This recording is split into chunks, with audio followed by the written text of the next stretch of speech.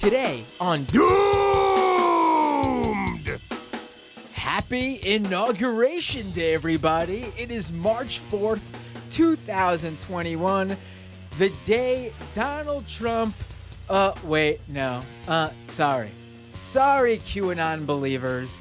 As of 9 p.m. Eastern Time on the East Coast, on this day, March 4th, Donald Trump still hasn't been inaugurated as the President of the United States. That's unfortunate, but you guys do have the rest of the month of March, right? If you have no idea what I'm talking about, do not fret, ladies and gentlemen, because that's what this episode of Doomed with Matt Binder is all about. Why did some QAnon believers think Donald Trump was going to be inaugurated on March 4th? Do they still have some hope? Well, joining me now on this episode to discuss all of this, let me first pull us up on the feed here. Let me first get us up here on the feed. 1 second. Oh, always some sort of issue, but I'll fix that. Here we go. Boom. Always some sort of tech issue, but I got it fixed. Joining me now on the show, Mike Rains, better known as Poker and Politics on Twitter, host of the Adventures in Hell World podcast, where the O in world, by the way, is a Q, in case you're searching for it. And he's a moderator of the QAnon Casualties subreddit, which we'll talk about a little bit later on the show. Mike, welcome to the show. Thanks for joining us tonight. Glad to be here. This is just a really fun day with all the prophecies and predictions of Trump and QAnon, as it were. Right. I mean, I really thought we'd be talking tonight and that, we'd be talking about a re-inaugurated Donald Trump. Unfortunately, it seems like that's not the case. It sort of screwed up my plans for this episode. Oh, yes. The very likely and incredibly realistic scenario in which Donald Trump was going to become president has apparently fallen by the wayside. Do you want me to just get into this narrative that QAnon had constructed, where it came from, and what this was all about? Absolutely. Let's jump right in, because I think a lot of people are listening and going, March 4th, what's going on here? After January 6th was the big day for them to turn it all around. And after January 20th was not as big as January 6th, but it was a day for them to try to turn this all around. We sort of had a lull in between, and we're just talking about this year so far. They had plenty of other days, too, in 2020, where they thought they'd turn it around. But so we had this little bit of a lull, and here we go, March 4th, and everyone is talking about it. I think this one was talked about in the media more than any other day, because I think they learned their lesson from January 6th. But let's jump in, like you said. Why March 4th? What's the history behind this date? Okay, so basically what this is all about is after Biden got sworn in on the 20th, and they'd been holding out hope to the last possible second that when Biden put his hand on the Bible and was taking the oath, suddenly SEAL Team 6 was going to rush the podium and grab him and arrest him, and Trump was going to come in and get sworn in. Once January 20th came and went and Biden was really the president, they started coming up with new ideas for how Trump was going to get back into office. And they then took this series of beliefs from the sovereign citizens movement, which begins with an incredibly innocuous and boring bit of administrative work about the District of Columbia. And it was it's the Act of 1871, and it's about the District of Columbia and how it was going to be properly run as a non-state territory in America. And these people came up with this idea that this reworking of the administration of this piece of land was selling the District of Columbia to the British Crown and the Vatican and all the other various bad guys of the Illuminati and the New World Order. And at this time, that meant that America ceased to be the country of the United States, and it became the corporation of the United States. So pretty much every president after Ulysses S. Grant was fraudulent. Every law made after Grant was fraudulent. We have been a corporation owned by the British Crown and all sorts of other bad guys for 150 odd years. So in the 1930s, when with the 20th Amendment, they changed the lame duck period for the presidency. Presidents were elected in November. They got sworn in on March 4th. Can you imagine today being the day that Joe Biden was sworn into office, that you had to wait all this time for Biden to take office? That's what would have happened before the 20th Amendment. So they tightened up that lame duck window from the 4th to January 20th. Hey, so, I think 3 weeks into the new year is too long too. You know? Well, yeah. You have like a 2-month lame duck, and back in the day, you had like a 5-month lame duck, and I guess that was from the belief, like especially like back when we had 13 colonies. If you were the president, and you got elected from Georgia, you have to take a like horse-drawn carriage all the way up to Philadelphia, which was the capital. So travel, logistics, getting your affairs in order. Waiting 5 months might make sense, but once we got railroads and stuff, that huge lame duck period was silly, and that's why they changed it during the Great Depression, because they wanted to get Hoover out of there as quickly as possible to get FDR in and try to start fixing things.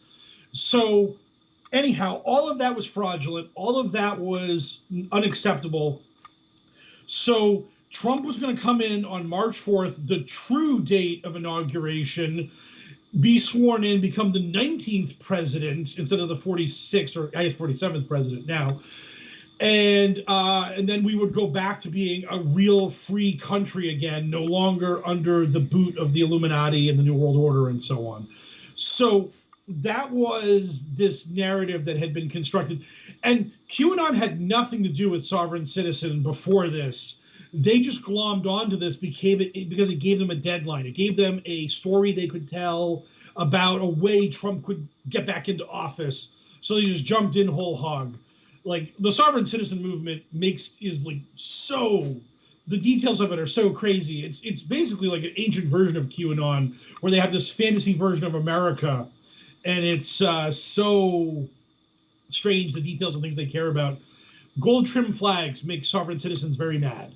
Right. There's a big sovereign citizens movement still to this day. I mean, mainly that's all about avoiding taxes and pretending that only the laws that they think are worthy of them following are actually real laws, and all the other laws are not. They don't have to listen to those ones. No, but first gives them the right to drive a car without a license.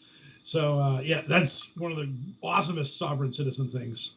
Right. And so I have a question before we go a little bit further. Was there like an original source that was able to be pinned down on the March 4th conspiracy, QAnon's March 4th conspiracy that took all this information in? Like, do we know where this originated with? Because I know there's a lot of, QAnon conspiracies that just come out of the blue and probably are created by various different, everyday, ordinary QAnon believers. But then there's also the QAnon conspiracies that come from some of the big influencers that we could sort of pin down. Has this been tracked back to anyone specifically? Not really. This is one of these things that they workshopped a lot, and they looked at it for what can we do to keep this going? Because as January 20th was getting closer and closer, people were getting really antsy that Biden was really going to become president. We weren't going to be able to stop it. And there were a bunch of people that were dipping their toes into the sovereign citizen March 4th stuff. I think the guy that you can most readily point out for this as amongst the major influencers would be EIT, aggressive anti-Semite, and a guy that I like to refer to as the dumb puppy of QAnon, because he'll believe literally anything. He is just an absolute clown. And he, to this day, has 2 pinned tweets, or whatever you call them, on his Telegram that both are references to the Act of 1871. So, the moment this was all happening, he just went hard sovereign citizen, aggressively promoting this stuff. And you don't get March 4th unless you start with the Act of 1871. And so it was really funny listening to all these QAnon promoters this past week aggressively backtracking, screaming and yelling that, oh no, we never said March 4th. I don't know what you're talking about. That's ridiculous. It's all absurd. And one of them was Jordan Sather. And it's like, yo, Jordan, you're on a group podcast with IET. He has these pinned things in his Telegram. You could tell him to shut up about this if you really wanted to. But that's the big thing about QAnon is they want no accountability for anything they say, but they want what they say to get people excited and hyped up and all kinds of just ready to go, and they're motivated. They get their dopamine hit from believing in this stuff. Julian's Rum, who I just put this on my Twitter, he was talking about how, this stuff's all nonsense. I don't know anyone who talked about March 4th. He himself posted a bunch of things about how President's Day is February 15th, 17 days after February 15th is March 4th. Isn't that interesting? And then right after he got up to that line, then he was like, oh, wait, I never said anything about no date. I don't take dates seriously because, again, they want you to get excited, but then they don't want you to yell at them when it falls flat. Right. That's the hope disappointment cycle of QAnon that's perpetual. Right. Now, earlier today, I was on the Majority Report, and I brought up a little teaser of what we were going to talk about tonight about this March 4th conspiracy. And I mentioned how, in under this scenario, if Donald Trump was to become the president of the United States, they would consider him to be actually the 19th president, because obviously the United States was a corporation in between, and so all those other presidents were illegitimate. And then someone mentioned to me how, but the last president to be inaugurated on March 4th, back when March 4th was the original inauguration day, like you mentioned, would have been FDR in 1933. But I see that FDR has been brought into this conspiracy theory as well. Can you explain the whole thing with him and the gold?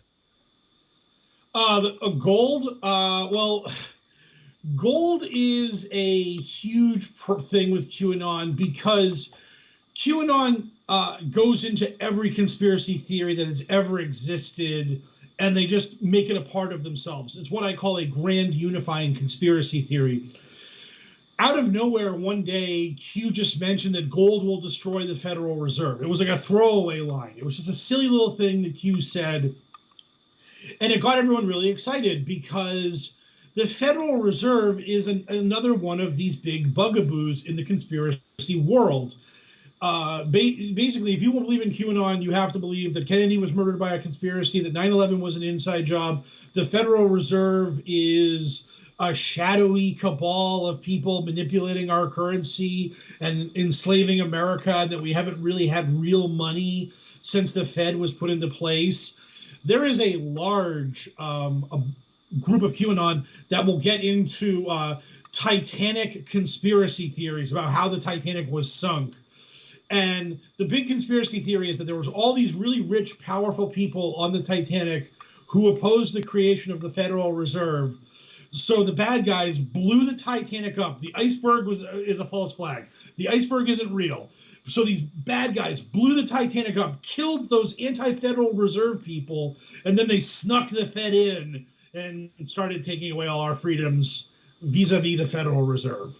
And so anytime you hear someone talking about getting rid of the Fed or going to a gold-backed currency, it just traces back to this ancient conspiracy theory about the Fed being bad. And there's all kinds of lies about how the Federal Reserve got passed. And people talk about how, nobody voted for the Fed. They waited until the last minute and snuck it in with, barely a quorum on the Senate floor and all this other stuff. But when you look into it, the reason why the vote for the Federal Reserve was, low, I don't know how many senators there were, but probably it looks like only 66% of the Senate voted on it, was the Fed was voted on during the Christmas session, and people wanted to go home for Christmas.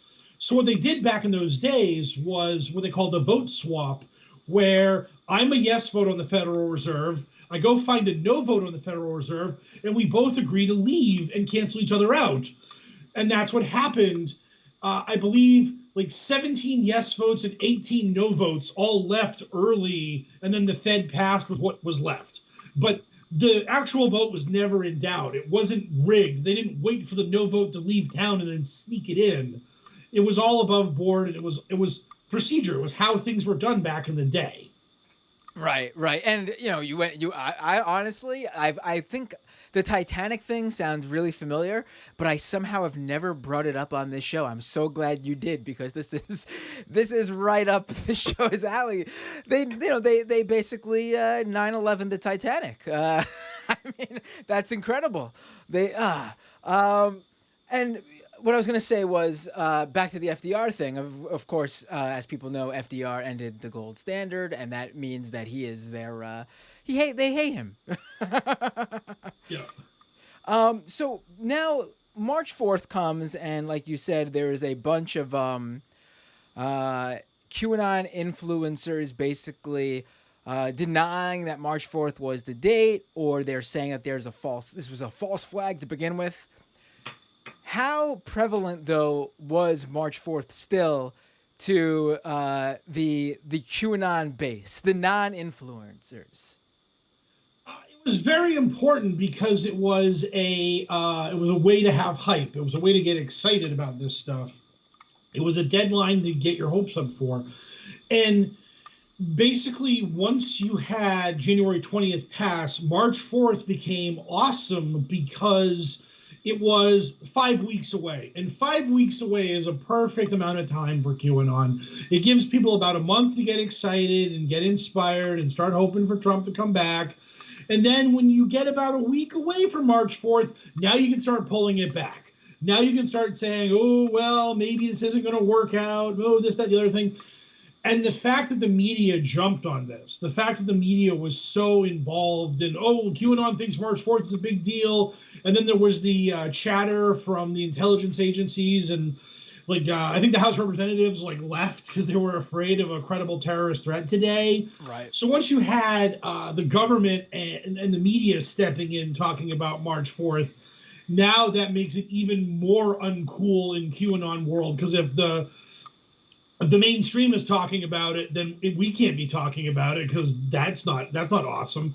So they had to dial it back. And also, the other reason why they got to dial these things back is because they know it ain't going to pay off. They know it's going to fail. And they never want to get left holding the bag. They don't want their followers to be yelling at them, hey, wait a minute, why isn't Trump in office? What's going on here? You told me all week this was going to happen. I was waiting for months. So they always want to get you excited about a month before the big thing happens. And then right before it happens, they want to temper expectations and then flat out crush the expectations at the end, and then blame it on the other people. They blame it on the media. They blame it on the government. They blame it on anybody else. March 4th? I have no idea about March 4th. It was CNN that was talking about March 4th. That's right. The game they play. They just, anything to shift blame. Right. Now, one interesting thing that I came across, and I don't know if who working at Trump International Hotel is pulling these strings, but you saw that apparently, and this was early February this story first hit. I would love to know how many rooms they sold, but they all of a sudden, the rooms that usually go for between $400 and $500 at Trump International Hotel in Washington, D.C., just for March 3rd and March 4th, coincidentally, the day before today, so people could arrive in D.C. And, of course, today, so people have somewhere to come back after, I guess, attending Trump's inauguration.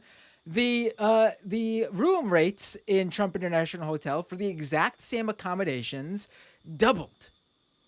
I mean, I'd love to know what the story behind that is. I mean, I don't even know anymore if Trump knows what's going on with this stuff.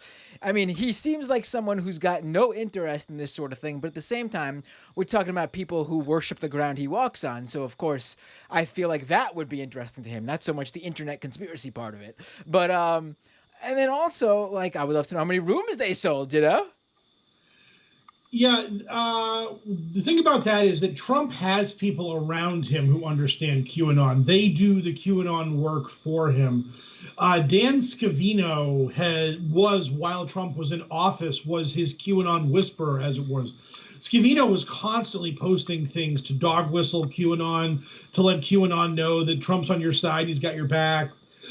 They would air clips that were 17 seconds long, and 17 is an incredibly important number in QAnon because Q is the 17th letter of the alphabet. So, like they would do stuff like that. They would put in all these things. They would like sneak little cues into like rallies and commercials, and so there are people around him who know what QAnon is, and they know how to use Trump to get QAnon all kinds of hyped up and motivated. So I think it's very obvious that there was someone who was on Gab, on Parler, on Telegram, seeing all the chatter around January 20th. Because again, this was percolating right before Biden took office, post January 6th. Because again, January 20th wasn't a great deadline for them because the protests happened on the 6th. That all goes horribly wrong. They didn't want to commit to January 20th because it was only 2 weeks away. It didn't give them enough lead time to get people excited and then let them down easy. So they were already sort of like kicking the can down the road to March 4th by that point. So the idea that the March 4th was around probably since the 6th of January. So someone in Trump's retinue, someone who's running the hotel, probably knew to kick these prices up a bit. I mean, it's a Wednesday and a Thursday during the week. What do you care? If you happen to sell a couple extra rooms and make a little extra money, great. If not, so be it. But it wasn't like it was a weekend where it was important, and if you gouged people on prices, someone might yell at you. This is just a dumb weekday in the middle of March. Who cares? So right. I think someone knew something, and they were like, "Hey, maybe we will get a convention of QAnon people to come into town to see Trump get re-sworn in, and this is going to happen. They're going to believe in the prophecy, and if we can make a couple $100 off them, so be it." There were so many people on January 6th talking about how Trump's inviting us here because it's going to be the celebration of our victory. Like, Trump wouldn't bring us to D.C. on the 6th for Biden to win. He has to have an ace up his sleeve. He has to know something's up. He's going to pull it off.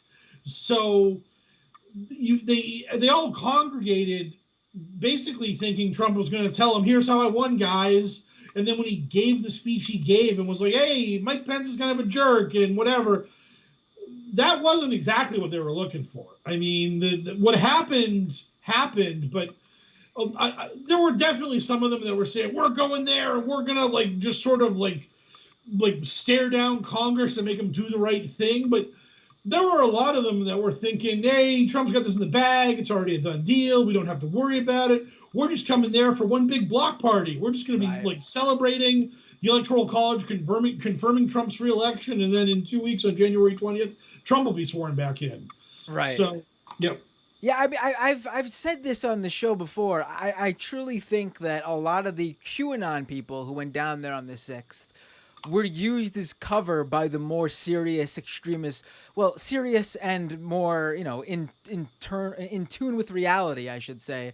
Extremist groups like, say, the Proud Boys or the Oath Keepers or the various other far-right groups that were down there. Like, they almost used, the Q Shaman and some of those other people down there as, cover. I mean, they still didn't get to do anything more serious because I don't think the opportunity was presented to them. But I think if it was, they would have been happy to have done it. And then they would have hid behind those, the more flamboyant faces of the QAnon groups. The January 6th is so funny because everybody blames everybody else for what happened. Alex Jones, who was on the ground in D.C. on the 6th, he blames QAnon for what happened. QAnon blames Alex Jones. Everyone blames Antifa and left-wing provocateurs for this. All the militias. I haven't actually heard any Proud Boys or Oath Keepers come out and say what happened, but I'm sure if push came to shove, they would blame other people for what they did. But no one wants responsibility for what happened because it was a failure. If they had managed to like storm the Capitol and basically start a civil war by, I mean, there's that terrifying video of them almost getting to Mitt Romney. And I mean, the Q and Trump fans have no love for Mitt Romney. So Right. I've heard people say like, "Oh, they could have hurt him." I'm like, they would have killed him. Let's not mince words here. What would have happened to old Mitt had that got hold of him? They wouldn't have stopped at a few punches. I promise you that. But I mean, all of the stuff that happened, they're all defensive about it because it failed and it was a bad look. One of the funniest things was I wasn't on Telegram during January 6th because QAnon still existed on Twitter on January 6th. Like right after that happens, when the quote unquote polite social media was like, oops, we got to get rid of these guys. And that's when they kicked them all off to Gab and Telegram and stuff like that. But like Telegram has like live channels where like people are in those channels. So on like January 20th, they literally had to like pause the channel because after Biden got sworn in, everyone was so angry and yelling at the moderators of the biggest QAnon Telegram channel. They're like, guys, we're going to pause the channel for a while and let you all take a deep breath and relax, and we'll be back to come up with a new story afterwards. But on January 6th, in real time, it's so funny because, again, Alex is on the ground in D.C., and he's got his idiot employees in the studio and everywhere else. And his idiot employees are like, this is great. Patriots are showing these people what's coming for them. And we've taken over the Capitol. And like, this is the righteous fury of people who know that there's a stolen election. And the moment they get Alex on the phone, he knows it's bad. And Alex is like, guys, this is Antifa. Like, dial it back a little. Because Alex is like, guys, I don't want people actually believing what I'm saying and doing things based off the stuff I'm telling them to do. Because then I can't sell my vitamin supplements and boner pills. Right. So we need to blame somebody else for this. And we need to say this is bad. And his employees were just like, but patriots, voter fraud, justice, the capitalism. And Alex is like, no, shut up, morons. It's basically like the easiest thing I can compare it to is Alex basically telling them, look, morons, wrestling isn't real. This is all fake. Right. I'm a carnival barker just trying to sell crap to idiots. Right. Like, I didn't like it, basically it's like when a fan jumps the rail at a wrestling event and hits a bad guy with a steel chair, and then everyone attacks that idiot fan because they're like, no, idiot, we're all friends behind the curtain. Shut up. Right. Hit him with the chair, you idiot. So like, I mean, Alex Jones is a lot of things, but he's not stupid. I mean, the guy, yeah. I mean, there's actually a video that I found in the Parler archives before Parler went down, and it was that archivist pulled all that stuff off of there. There was a video of Alex Jones lying to the people who were there. He's standing in front of the Capitol, and he's using a megaphone, and he's telling them, all right, everyone, go around to the other side of the Capitol. Donald Trump is waiting there to make a speech. That's bullshit. Donald Trump was at the White House. He never marched to the Capitol with them. Everyone who, well, I don't think everyone knew that, obviously, but Alex Jones was smart enough to know that. But he was lying to them to try to guide them away from going into the Capitol. He didn't want to be responsible for what happened, and he didn't like he clearly was lying to them. And I watched that video and I was like, this is incredible. I don't think people have really noticed this video as much as they should have. But Alex Jones is lying to his people, so that telling them that Donald Trump is like just on the other side, like how you would lie to a kid about like, like Santa Claus is watching you, don't be bad. Right. Yeah, like Alex sees right away that this is going wrong, and this can only reflect poorly on him because his name is on this thing. He was a big part of the people that like got this thing off the ground and started this rally, and he knows that like anything that happens here is going to be blowback on him and on the right wing. So he's trying to dial it back as quickly as humanly possible. And on his show, he even goes so far as to play up the fact that the deep state got one over on him. He's like, oh, they tricked us, and if only I had seen the Antifa fast enough, I could have maybe stopped it. And so, like, that's at the very least. While the funny thing, when you said that too, there's another video on Parler of him waddling over to the Capitol, and everyone's like far in front of him, but his like people are his people are around him, and they're walking over there, and he's saying like, oh, I hope those cops know that this isn't, these people are serious. These aren't Antifa or something. He says something like, these aren't Antifa, these aren't liberals. Like, he knew who was going there, and he was making it clear that these guys weren't playing around in the same way that, say, a bunch of masked anarchists are basically there to throw a brick through a window. He was like, these guys, these patriots are here to, like, kill if they have to. Right, like, yeah, like... It's like the book. So I was listening to a story about the Boogaloo Boys and how there's like all these different kinds. The ideology of the book is very messed up, and there's all these different flavors of them.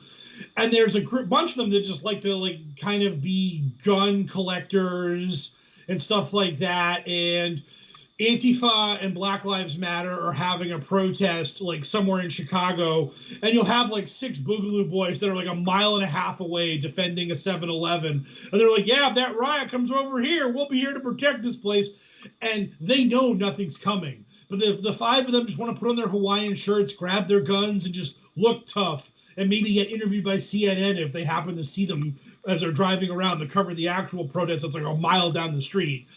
And like, Alex sees what's happening here, and he's like, these aren't like just weekend warriors. This is the zip tie guy. These are people looking to take hostages, looking to actually kill members of Congress or Mike Pence should they get their hands on them. And this is bad for me, because any blood on anyone's hands, the blowback's going to be on me, which is, again, why QAnon this whole week has been freaking out, and they've been screaming that anything that happens on March 4th is a false flag. We as a movement denounce violence. We ask everyone to not go to the Capitol, stay away. They were just following that same Alex Jones playbook of, oh man, we've incited our audience too much for too long, and now we have to like just immediately issue a blanket disclaimer that if anything happens, it's not our fault and we didn't do it. All right. Yeah. So one more thing about before we move on from March 4th. Actually, one thing I wanted to mention is I'm really glad that you brought up how the talk about March 4th was before even the real inauguration day, Biden's real inauguration day on January 20th, because it seemed like the conspiracy had to like change a bit, because I came across this early on, like early January, and part of that conspiracy, the March 4th conspiracy, required at first that Biden be arrested. And then, because inauguration day on January 20th would have been canceled because Biden would be arrested that day, they would have moved it to the original date, March 4th, for Trump. Like, it would have been planned after Biden was arrested on January 20th. And then it seems like, the arrest didn't happen on January 20th, obviously, because we know Biden is the president now. And they had to, like move around some of the wording and the beliefs for March 4th, because the thing changed. Like, it wasn't the same throughout. Yeah, they had to do all kinds of manipulations. Even now, they're still working on beliefs about ways to prove Biden isn't actually the president. They talk about how he never flew on Air Force One, and then he did. How the military doesn't salute him, and then you watch anything where he's getting on Marine One or Air Force One, and the Marine or the soldiers are saluting him. They have all these different ways to try to claim that somehow, some way, Biden isn't actually running things, that he's not really the president. They've been talking about how Biden's on a soundboard in Hollywood somewhere. There's like these photos of a car being behind you can see a car in the windows of the Oval Office behind Biden, and there's no driveway there. What's going on? And then people immediately found photos where you could see cars and when other presidents were in the Oval Office. But they just keep coming up with ways to make it so that it's nebulous about who the president is, and they love to keep doing this. Again, that Jordan Sather he loves posting these things and then saying, who's really in control? I'm masking again. And he knows by saying that he's riling up his audience to think that Trump's still running things. This is the whole purpose of all of this nonsense. And they like grounding it in things that sound good, that sound reasonable. Again, March 4th is a thing from the Constitution. They claim that this act of 1871 changed the wording of the Constitution from Constitution for the United States of America to Constitution of the United States of America. And that this change like warped everything. And the way they try to lie to you about this is at the start of the Constitution, it says, we here to make a more perfect union, blah, blah, blah. At the end of that preamble, it says, we present a Constitution for the United States of America. And they try to hit you with that Mandela effect, Berenstain Bears thing, where you're just like, I've always heard of it as the Constitution for the United States of America, but right here it says Constitution for and not of. There might be something to this. But what makes it obviously ridiculous is the oath of office for both president and other federal jobs is written into the Constitution itself directly. So you can read what the oath of the office for the president is when you look at the Constitution. And in the Constitution, the oath says, preserve, protect, and defend the Constitution of the United States of America. So even in the founding document, it refers to itself as of and not for. So that whole thing is just nonsense. It was just in the preamble. They were explaining, hey, this is the Constitution for America. And once you've ratified it and it's confirmed, it will be the Constitution of America. And when George Washington took the oath, the first oath of a president, he said of. He didn't say for. So it's all ridiculous. Right. And the last thing I want to talk bring up about March 4th is this tweet that went out from the official U.S. Marshals Twitter account a few weeks ago. They tweeted on February 23rd, 2021. On February 23rd, 1861, they write, President-elect Abraham Lincoln quietly slipped into Washington, D.C. to prepare for his inauguration on March 4th. And, you know, if you look at the replies to this, some of these QAnon people who are still on Twitter were quite excited because they think the military is still being controlled by Donald Trump and everything is a secret wink, wink, nudge, nudge code to them and them only. And they viewed this as a code to them that, hey, Trump is going to quietly slip into D.C. and also be inaugurated on March 4th. You know, what do you make of I mean, because another thing, too, we talked about how, you know, a lot of QAnon stuff was a lot of these QAnon accounts were deleted from, like, you know, mainstream platforms like Facebook and Twitter. But that's really just like accounts that were dedicated to talking about it and the major influencers. Like, you know, if you're just some like conspiracy theorist or even just like mainstream Republican type that just happens to share QAnon stuff and talk about QAnon stuff, but it's not like the whole of who your account is, like you're still on those platforms. Like they didn't take you off. They might like, you know, you might get a tweet or a Facebook post, you know, get reported and you'll have to delete that specific post. But a lot of those people are still on these platforms. Yeah, there's definitely still plenty of people that are on these platforms that are at the very least QAnon adjacent.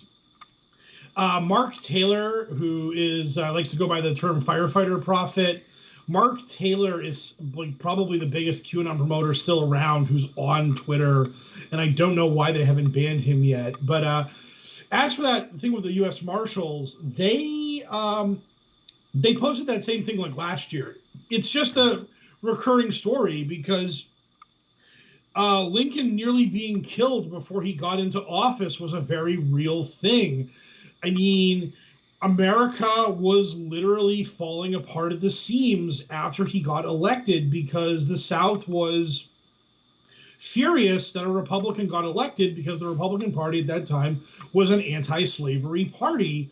And they were just absolutely beside themselves that something was going to happen where slavery got outlawed or abolished. And that's what pretty much began the Civil War. Was they saw Lincoln getting into office, like, that's it, we're out of here, we're protecting slavery, we've got to leave.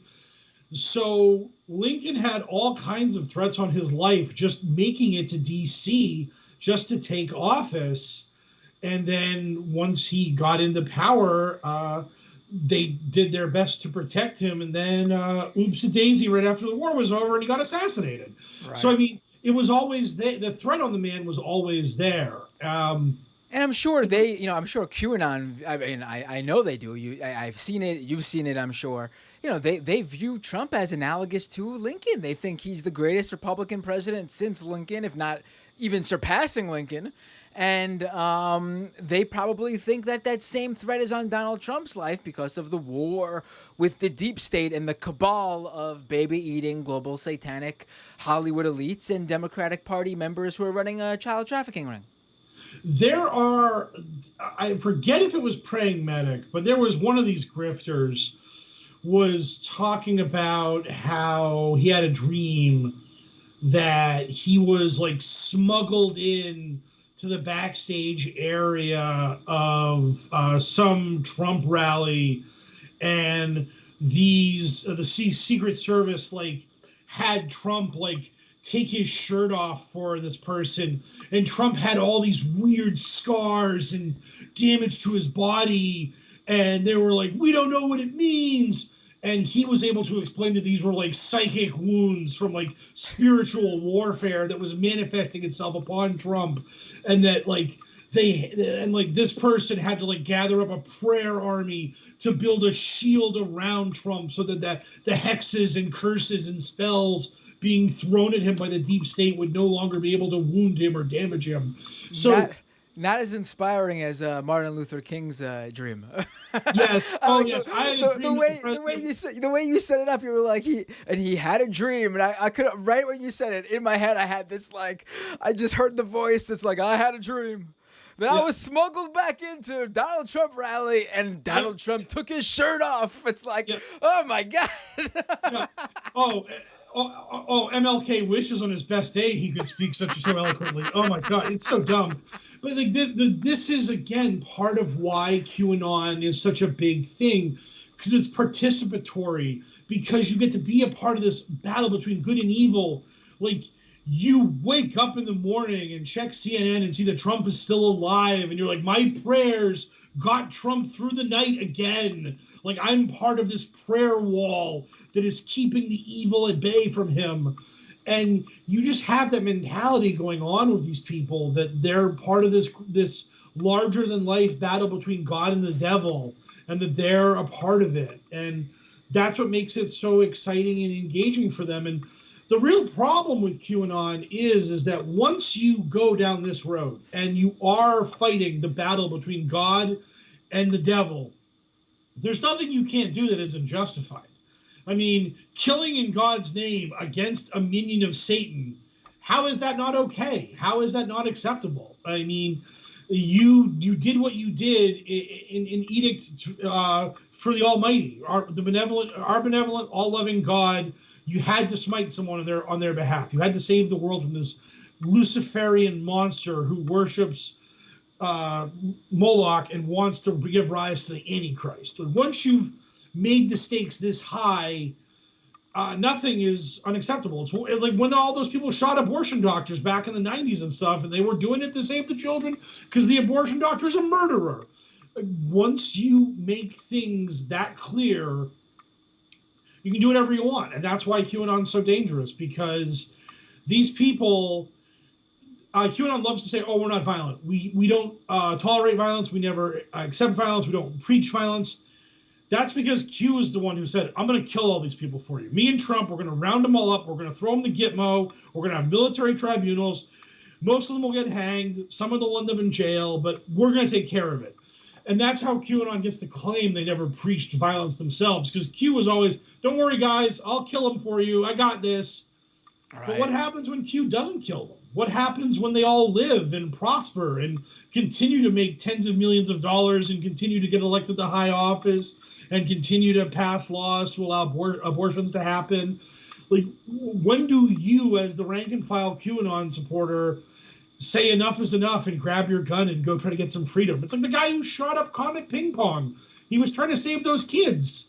Right. And again, he's the idiot who jumps the rail and attacks Stone Cold Steve Austin. No, idiot. No, it's not real. Calm down. But right. When you keep telling people it's real, sooner or later, someone's going to buy in. Someone's going to believe it's real. They're not going to think you're just doing this to sell your vitamin supplements and your podcast and whatever other grifts you're running on this crap. They're going to actually think they're fighting for God against the devil and saving children from having their blood drained so that Hillary Clinton can drink it. Right. I got to say, the way you're dropping these pro wrestling analogies, it's like, it's like you're made for this show, man. Like, this is right in my territory. What's next in terms of, because another date I've seen, not as strongly as March 4th, but another date I've seen going around, it's March 20th. And, I've looked around and I see it here and there, but honestly, I don't see any history to it. I understand March 4th, where they came up with that one from the historical perspective, it being the original inauguration day. Yes, there's all these other crazy additional addendums they've added to complicate the conspiracy, but March 4th has a place in American history, whereas March 20th, I've seen people say it's true that the GOP was founded on that day, but that doesn't really connect to this. Honestly, from what it looks like to me, it really seems like some people got their wires crossed with January 20th and March 4th and landed on March 20th, to be quite frank. First of all, I just want to give a quick shout out to the people in the chat. Sisyphean Task bringing up the protocols of the Elders of Zion. You're absolutely correct. All of this comes back to the protocols. And I didn't see who said about the blood libel, but again, yes, this is all blood libel. This is Grimlock. Yes, exactly right. Blood libel protocols. It all comes back to anti-Semitism. The March 20th, the thin gruel they're working on the March 20th that I've seen is that Trump signed an executive order that has something to do with the military, and that executive order has a 60-day window. So 60 days out from January 20th is supposed to be March 20th. I don't think that actually works with February being 28 days and whatnot, will you? Right. But I don't care enough to check the math. I just know that I've seen this kind of nonsense before where people have talked about how Trump is still in charge of the military, that there's some executive order, there's something that was written or done or enacted, and no, guess what? Once you're the president, you are the commander-in-chief. That happens on January 20th as soon as you finish saying, "So help me God," and take your hand off the Bible. Now you're the guy that runs the military. That's the way it works. There's no holdover period where the previous guy is still running the military and you're not. Biden just ordered that bombing strike in Syria against that Iranian militia. And QAnon, who've always had this ridiculous narrative that Trump's a peacemonger, that he is the good guy who wouldn't give the deep state all their wars. The moment Biden ordered that bombing, they're like, "Oh, look, the deep state's back to just killing everybody all willy-nilly. This is just the way it is. Perpetual war without Trump, peace and prosperity with Trump. Them's the breaks." So it's like, well, how did Biden order that attack if he's not commander-in-chief? How does that, I do have to say, in their scenario, though, it does, this specific thing, this might be the first thing of theirs that makes sense. It does make sense, though, in terms of perpetuating Donald Trump is the dove compared to Biden. The idea that Biden received a ton of criticism for that strike from both the left and the right. If I was the previous president and I was still pulling the strings, I would order that strike so everyone thinks the current president did it, and then I'd be like, "You see, look at this guy ordering a strike. Can you believe this guy?" I mean, it might be the first QAnon thing ever that made sense. Obviously, it's bullshit, but I credit where it's due, I guess. That would be fun. If only they had that nerve. If only they had the wherewithal to connect that all the way you did. Because they just went to straight level one thinking was Biden did this and it's bad, then Trump wouldn't do the bad thing.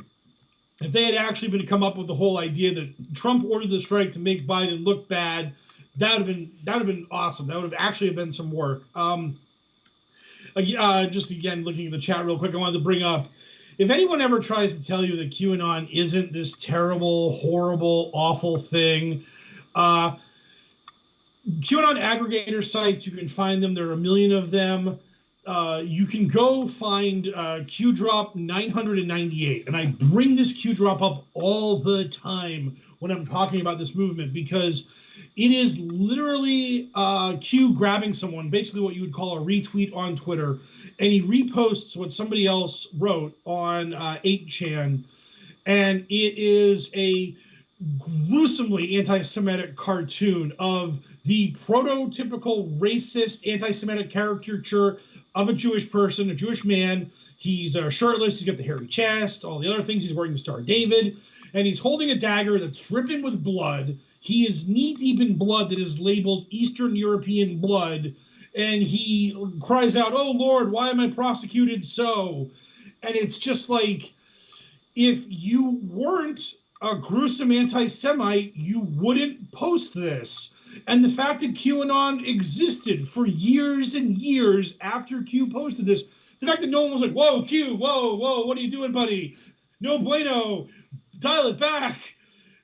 Like, that's all you need to know about these people and what they're willing to tolerate. Just unbelievably aggressive anti-Semitism. And they're just like, meh, whatever. And going back to our buddy Alex Jones, back in 2018, something happened where Jerome Corsi tried to get in with the QAnon community. And one thing led to another, and there was a falling out between Corsi and the people who were doing this stuff behind the scenes.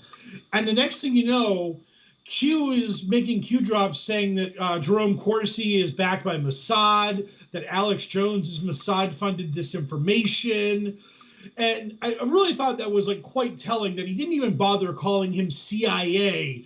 He was like, "Oh no, Alex Jones and Jerome Corsi, they're backed by the Jews. That's what makes them really bad." And it's just like, I mean, he couldn't even stop at CIA. He had to just dip right into the anti-Semitism to let you know that Alex Jones really, really sucks. Right. Yeah. Right. So let's, I wanted to talk about this because I honestly didn't realize this until I spoke with you a few minutes before the show.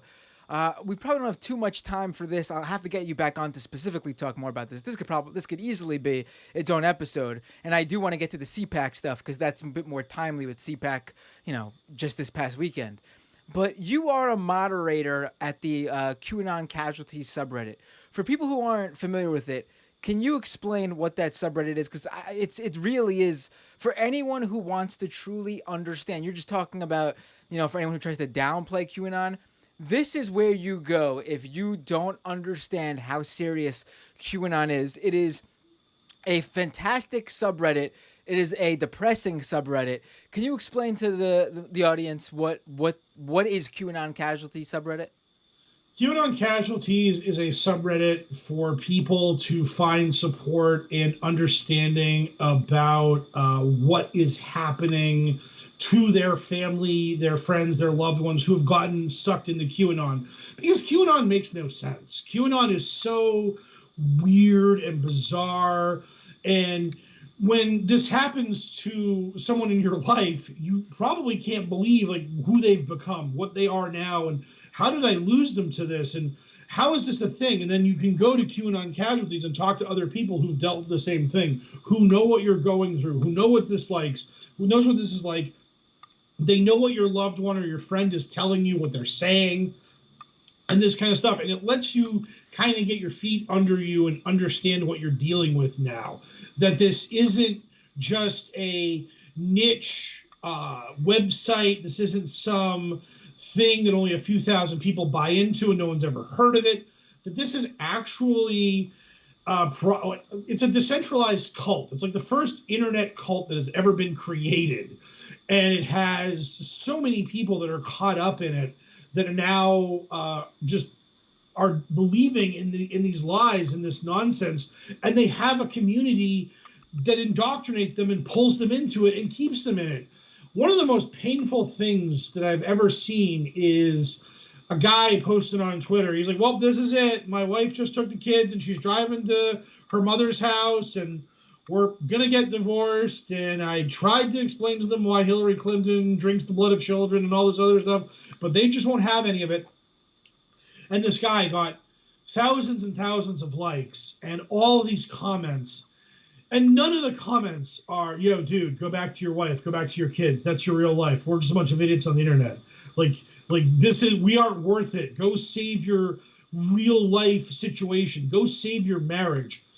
Everybody's like, she'll come back to you once the Great Awakening happens and they see that you're right.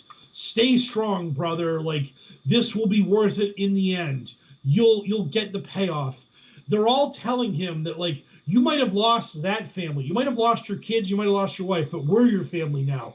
We'll take care of you. We'll support you. We embrace you. And at some ill-defined point in the next couple of years, once Hillary and Obama are in leg irons, she's going to give you a call and say, honey, what is going on? You were talking about this. And then you'll be able to bring her into the fold, and she'll respect you and she'll love you even more because you bear that burden. You knew the unspeakable truth that she didn't know, and she just wouldn't listen to you back then. And it's so painful to see that. And that's the mentality that these people would rather have this guy stay on the internet and lose his family than to be a part of his family again. I mean, it's so sick. Like, when I'll be talking to people like who are debunking QAnon and doing stuff like that, and they'll just say something to me like, man, Poker, like, this is so dark, and I've been dealing with so much stuff, and like, I'm just so stressed out. And I'll be like, get offline. Like, go offline, get away from this. If you feel like coming back in a month or two and getting back into this, great. But if you don't, like, take care of yourself, center yourself, write yourself. Like, you're so much more important than the dumb crap I'm posting on the internet. Like, I don't need a Twitter friend more than you need your mental health. Please, for your own good. And hell, like, I'll give you my number. Text me if you're feeling down. I'll talk to you there. I don't care. But, like, the mentality of QAnon is so cultish. It's just so all about the in-group, the out-group, the us versus them, that it can get to that point where the in-group is the people you know online and the out-group is your family. And if you can't see how wrong that is, you're lost.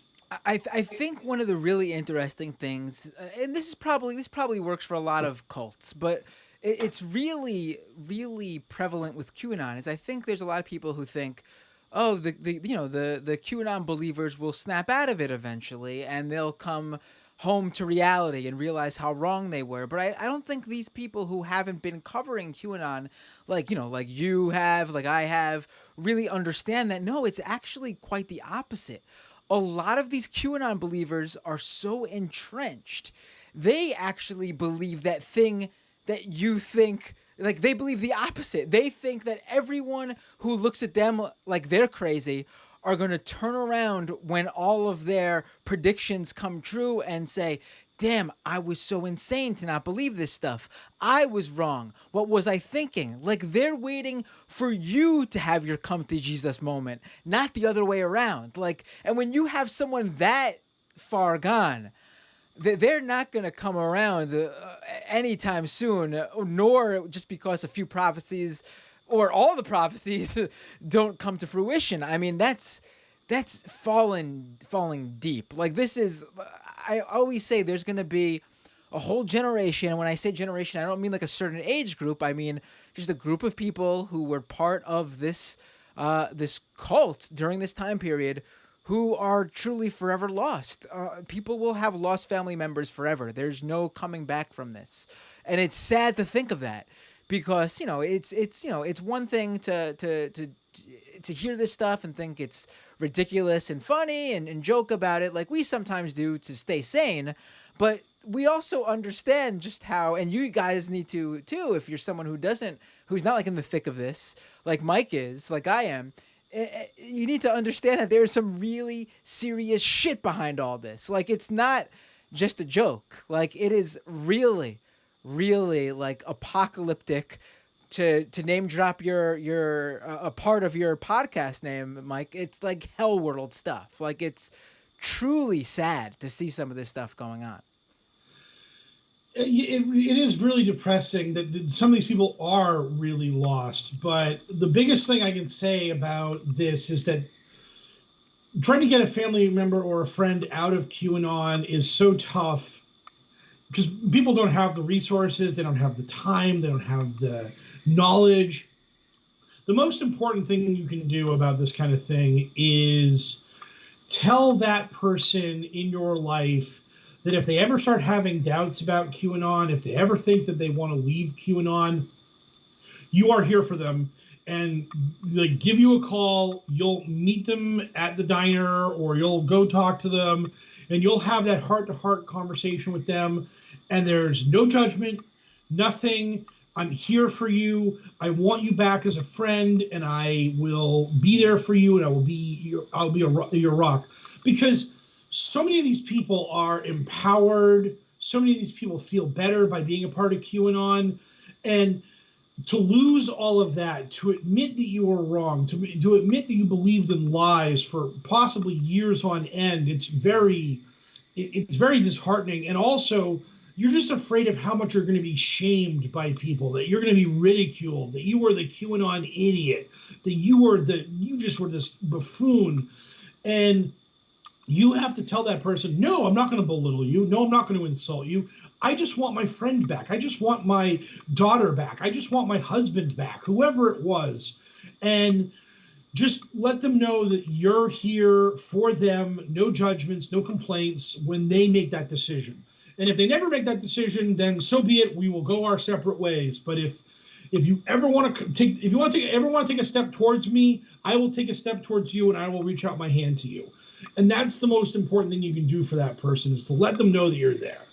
And because if they don't think there's anyone out there for them, that's how these groups keep people in. Like, if you are a white nationalist, if you're a neo-Nazi and you got swastika tattoos all over your body and all this stuff, and then one day you have a crisis of confidence and you're just like, wait a minute, like, I was in a driving rainstorm or something and I got a flat tire and a black guy pulled over and changed my tire for me and helped me out, and we were talking and everything was just great. He didn't see my tattoos, and what does it all mean? Like, that guy can be pulled back into polite society. That guy can be reformed. So these QAnon people, they can be reformed. They can come back. So you have to be there for them. But again, only if you are willing to do it. Your mental health matters more. So if there's too much water under the bridge and you just can't deal with that person anymore in your life, then so be it. Cut them out. Call it a day. But if you want to be there for them, that is the number one thing you can do to help them out. Right. Mike, we could talk about this a lot more, and you have to come back on this show to specifically talk about, the people you've spoken with and moderating QAnon casualties subreddit. But I didn't want this first episode with you on this show to go by without you talking about it a little bit.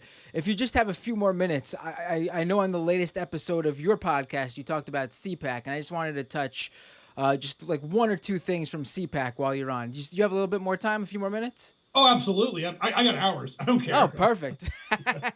So CPAC was this past weekend, and I don't know about you, but usually on this show, like for the past couple of years on this show and on other shows I've been on through the years, CPAC was a big thing that we would cover and talk about. It almost felt like it was sort of not that big of a deal this year. Obviously because of the pandemic and things changing, but they sort of lost their step, I feel like, this year. I'm sure things will be back and everyone will be paying more attention to it once again when the pandemic's over. But it really does feel like, and I guess you could say the same for all sort of live things that happened in the past year. But yeah, CPAC was just like so underwhelming. Like there was that moment, that picture going around of the golden Donald Trump statue. Yeah, that's fun to look at. It's ridiculous, over the top. But I guess the two big things from CPAC that stuck out to me mostly, I mean, also there was a sitting member of Congress showing up at a Groypers event that happened in tandem with CPAC, but not with CPAC, but in the same city as CPAC. And then this same congressman went to CPAC for a panel the next day and disavowed the very people he was with at the Groyper conference. Amazing, right? But the two big takeaways, I think, were this ridiculousness about the stage, and we could talk about that. And then conservatives actually getting a bit angry at something Donald Trump said. What do you want to get into first? Maybe the stage, because it's so easy to just shoot down, because it's sometimes, even the non far right people who aren't far right conspiracy theorists can get a little conspiratorial. Sometimes the stage is just a stage. You know what I mean? I got yelled at because I didn't believe in the Odell Rune being an actual Nazi dog whistle. I actually had someone tell me whose side are you on, and I just said this. If you are a neo-Nazi, or you're some just general dirtbag looking for some sort of affirmation from Republicans and Donald Trump, haven't they given you enough that they don't have to do this subtle Odell Rune thing in order to make you feel better about yourself? You probably heard it on my podcast, but I want to repeat it here. While Trump was president, they had a press release that when they were talking about the child separation problem that they had caused, they had an announcement that 1,488 children had been separated or were missing in the system from the separation policy. And you don't use the number 1488 unless you are dog whistling Nazis. That is so overt and obvious that it's not even funny. And then the Department of Homeland Security a release that stated in its first three words, "We must secure," and the press release itself was 14 words long, which is, again, a neo-Nazi slogan of the 14 words. And those 14 words also begin with "we must secure."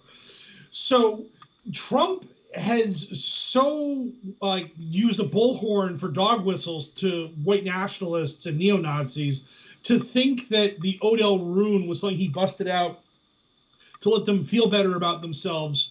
It's just something that I'm incredulous about it. It's like the stuff that Dan Scavino was doing with the 17-second clips and all this other kind of nonsense. It's the sort of thing that if you point it out, you look crazy for pointing it out. And maybe it's really that subtle. Maybe they really did go that extra mile, but I just don't buy into it because it's just so wild. I mean, it's just excessive, really. And again, Trump is speaking at CPAC. What more could a neo-Nazi ever want? I mean, that's plenty. I mean, you're already giving them everything they want.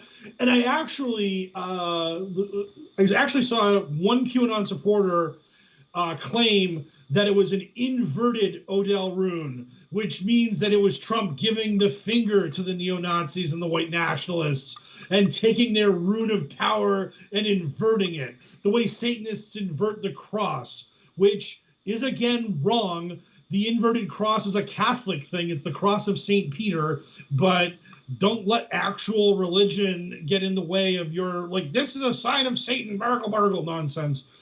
But I've actually seen people say the rune is no big deal. The rune is a big deal. And also Donald Trump inverted the rune to mock his enemies. So I've seen it all. It's amazing to me because I too have gotten a lot of people saying, "Oh, how do you not see this?" And I've seen some people even get attacked for. And the interesting thing is, literally all these extremist experts, people who study the far right for a living, have pretty much everyone I could think of, everyone that's been on this show, has come out and have said it's just a stage. There's nothing behind it, and all these people are yelling at them. It's like, what are you guys doing? It's like the people who know this stuff are telling you it's just not. It's just not. And the design company apparently came out today. They're a company from Maryland, the Design Foundry or something like that. And they're basically like a legit design company. I mean, we were talking about it earlier on the Majority Report today, and Matt Leck on the Majority Report said, I guess it's possible that a single person working for Design Foundry could have some far right leanings and snuck this in, but you're really digging here to find something. It's not it's just not. Like you said, there's so much overtness at CPAC.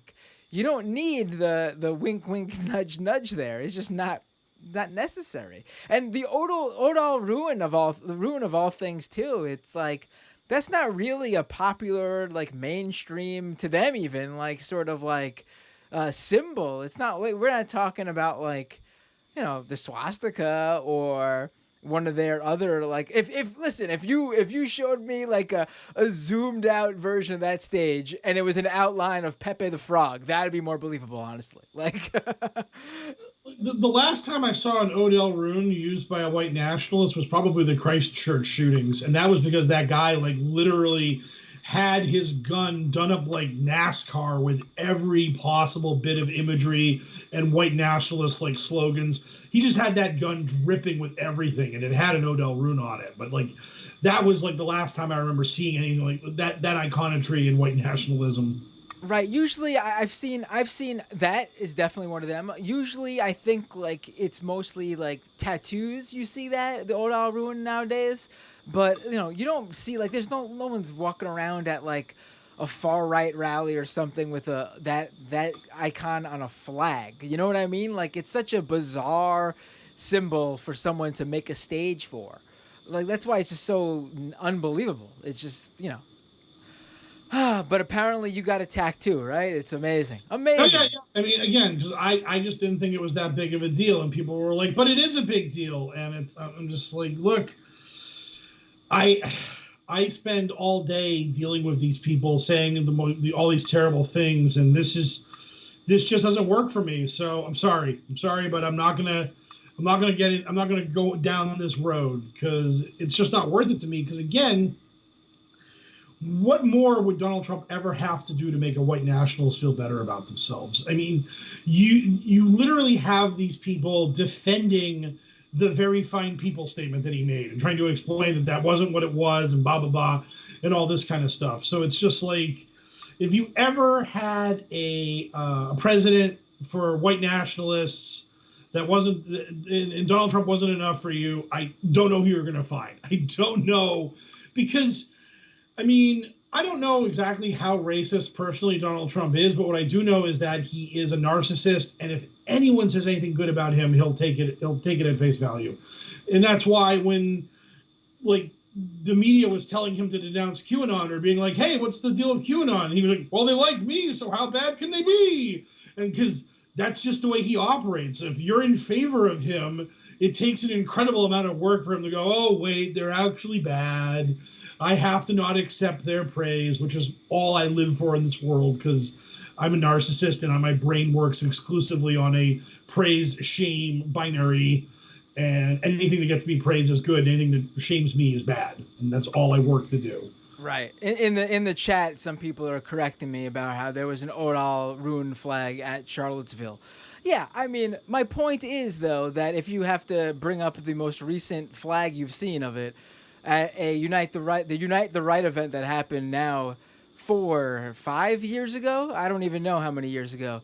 I mean, it's just not a very popular imagery to them in terms of one to make a stage out of. That's my point. Not that there literally hasn't ever been one on a flag before. Come on, guys. So let's move on to Trump's speech, and it was.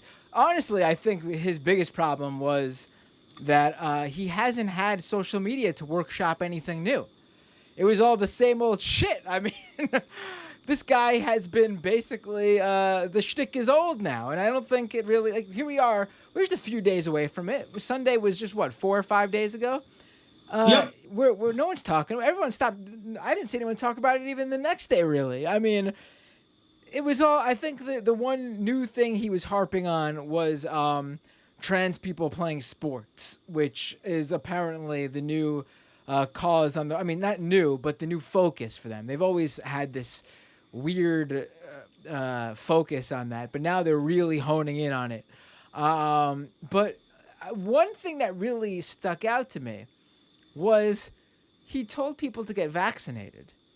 And his supporters got really upset about it.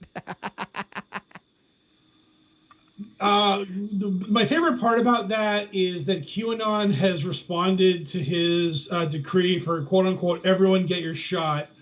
Is just deafening silence. They have not responded to Trump saying that at all. The closest thing I could see to anyone talking about that was Lynn Wood. Lynn Wood is basically Q at this point. It is not even funny how much more popular he is compared to the major QAnon promoters. So you have like the major QAnon promoter like channel where all the QAnon people are like, and it's like the All-Star game. Like, go meet all your favorite QAnon promoters. They're all the mods of this channel. And you go in that room, and I'm now scrolling through it, and all of the posts there have somewhere between like 30, they all have like mid 30,000 views. One has 54,000 views. And now I go to Lynn Wood, over 250,000 views, over 285,000 views.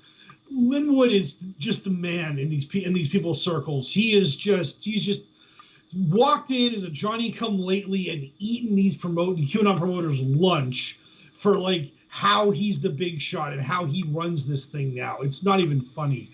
And Lynn Wood had this big post on Telegram about, he's like, look, I've been praying real hard on why Trump supports these vaccines, and this is as best I can come up with. And he was the only one to even take up the challenge of trying to figure out why Trump is pro-vaccine.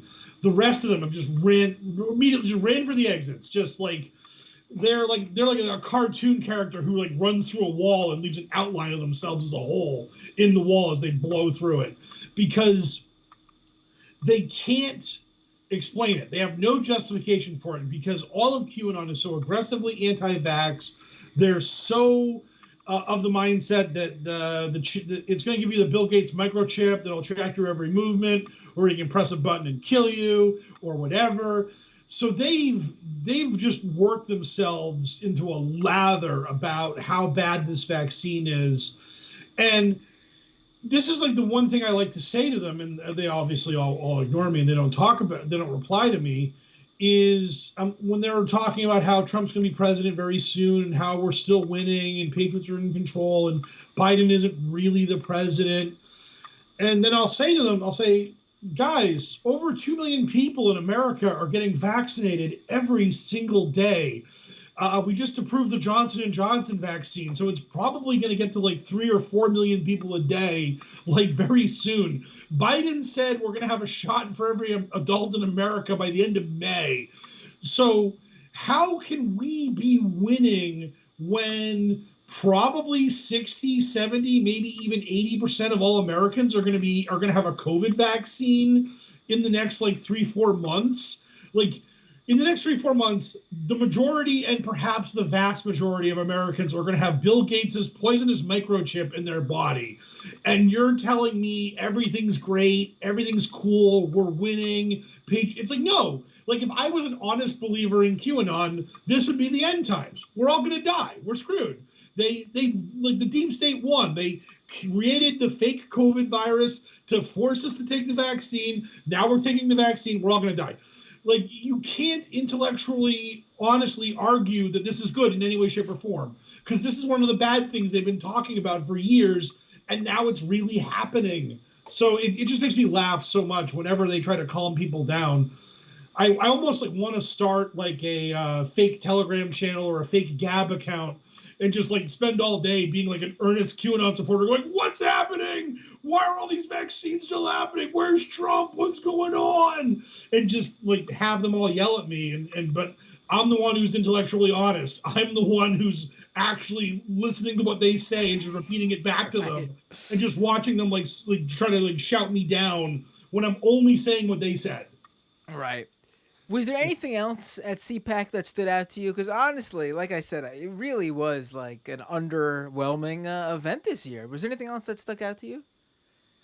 The only other thing that I can think of was the participation. I don't know if it was at CPAC directly or in the general vicinity of it, of a group called Happy Science, which is this crazy cult from Japan. Oh, right. Right. And Happy Science has always had a weird connection to CPAC, and those people are absolutely out of control. The guy who runs Happy Science is a complete weirdo who claims he can channel the spirits of people who are both living and dead. And I think he pretended to be Natalie Portman at some point and some other like Hollywood starlet because he's obsessed with them. And yeah, they're just really like that is a rock that really needs to be like flipped over and more light exposed under it, because the fact that these absolute total weirdos are so intertwined with CPAC. And I think a lot of like conservatives and Republicans would find Happy Science to be abhorrent and offensive if they really knew about it. Right. I got to do an episode on Happy Science in general. I mean, there's just so much out there, man. There's just so much that connects with all this. And I think, I'm glad you brought up Happy Science. I forgot all about them. You know, so to wrap up here, I guess, for this episode, because we gotta save some, because again, you gotta come back on and talk about a number of things. But to wrap up, I think one thing I don't know if people realize this, but Q, as in the anonymous account run by whoever, it's still been, I mean, people have good ideas about who's behind it, but it's really still unconfirmed. Q hasn't posted in months.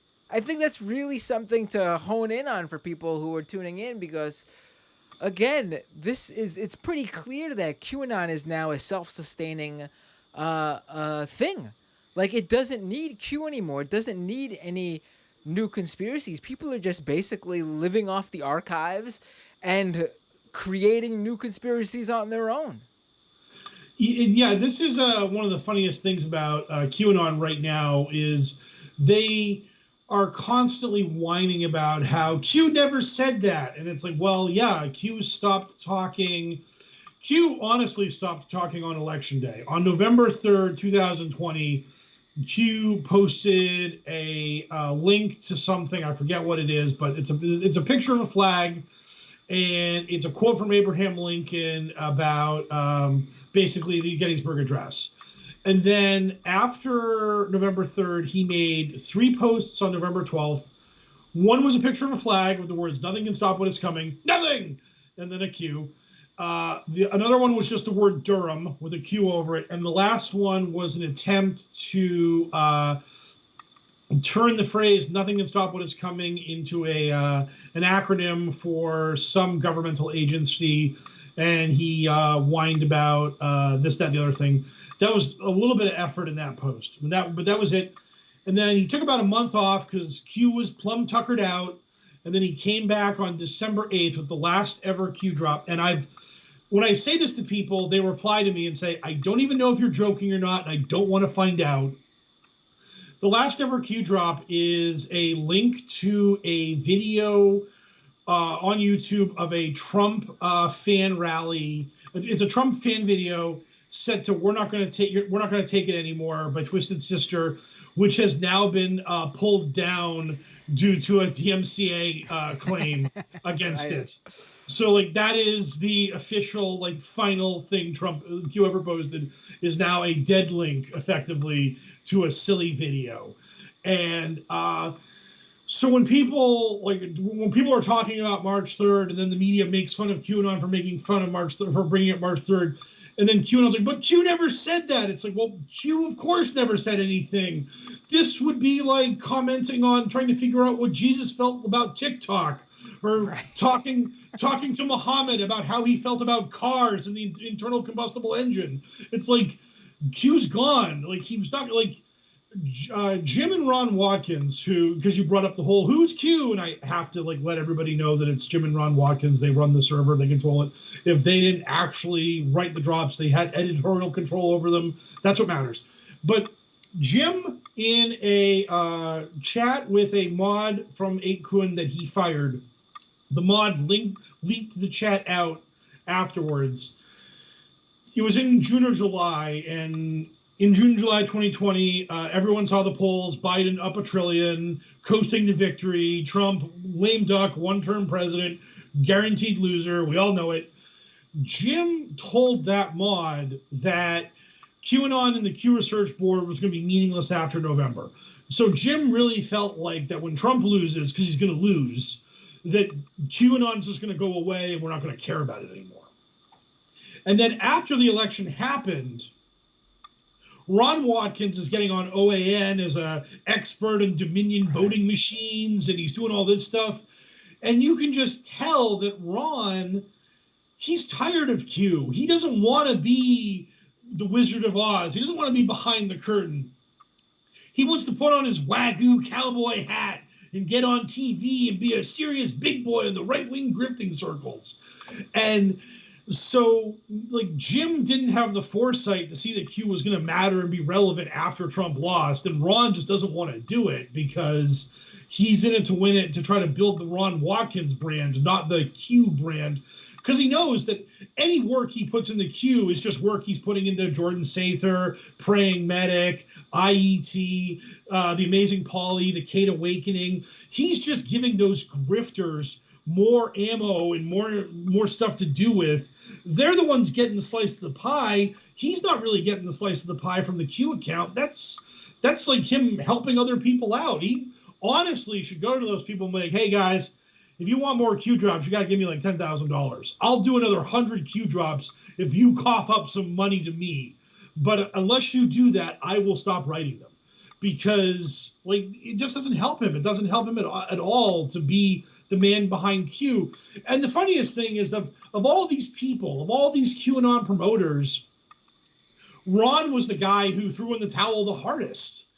I think it was when Biden got sworn in. I think Ron like posted something on social media where he's like, "Hey guys, fought the good fight. Them's the breaks. We got to move on now. We got a new president. So long and thanks for all the fish. I got some projects I'm working on them. Check them out. Catch you later." He basically said it. Someone said this in the chat, but it literally is what he said. Not literally, but it's basically what he said. It was he practically posted, maybe the real Q was the friends we made along the way. Yeah, exactly. Yes, exactly. Oh man, the real Q was inside us the whole time. It was really that. Like he mentioned how, maybe, just because all this stuff that you basically gave your family up for and your entire lives up for, maybe just because all this stuff didn't happen, doesn't mean you didn't get some fulfilling friendships out of all this. I mean, it's just exactly. just amazing. It was just amazing. Like the ruination of people's lives just, brushed off his shoulder. Like he didn't even care. Nope. Complete sociopath. Right. I still, I know you, and I've said it on this show before too, but, the Ron and Jim Watkins obviously being behind Q in some fashion. But the real interesting thing to me is, the jump from 4chan to 8kun, and I would love to one day know what's behind that, because they weren't, I don't think they had anything to do with Q before that. So that's the real interesting switch there. That was really early on, there's months into Q, but I'd still love to know the details behind that one. Maybe one day we'll find out. Yeah. Because that is kind of the thing where you get into the whole Paul Ferber, Pamphlet Anon, Tracy Beans, and that group of people, and then how it moved into 8chan. And how it probably was some sort of there was some sort of shift in power there. Supposedly, this HBO special that's coming out, which has all of us people, all of us anti-QAnon people on our hackles, because we're really worried about what they're actually going to say, because that Vice documentary was so bad.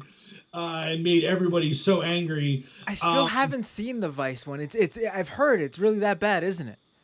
It's really bad because they just aggressively both-sider things. They let QAnon people speak unchallenged.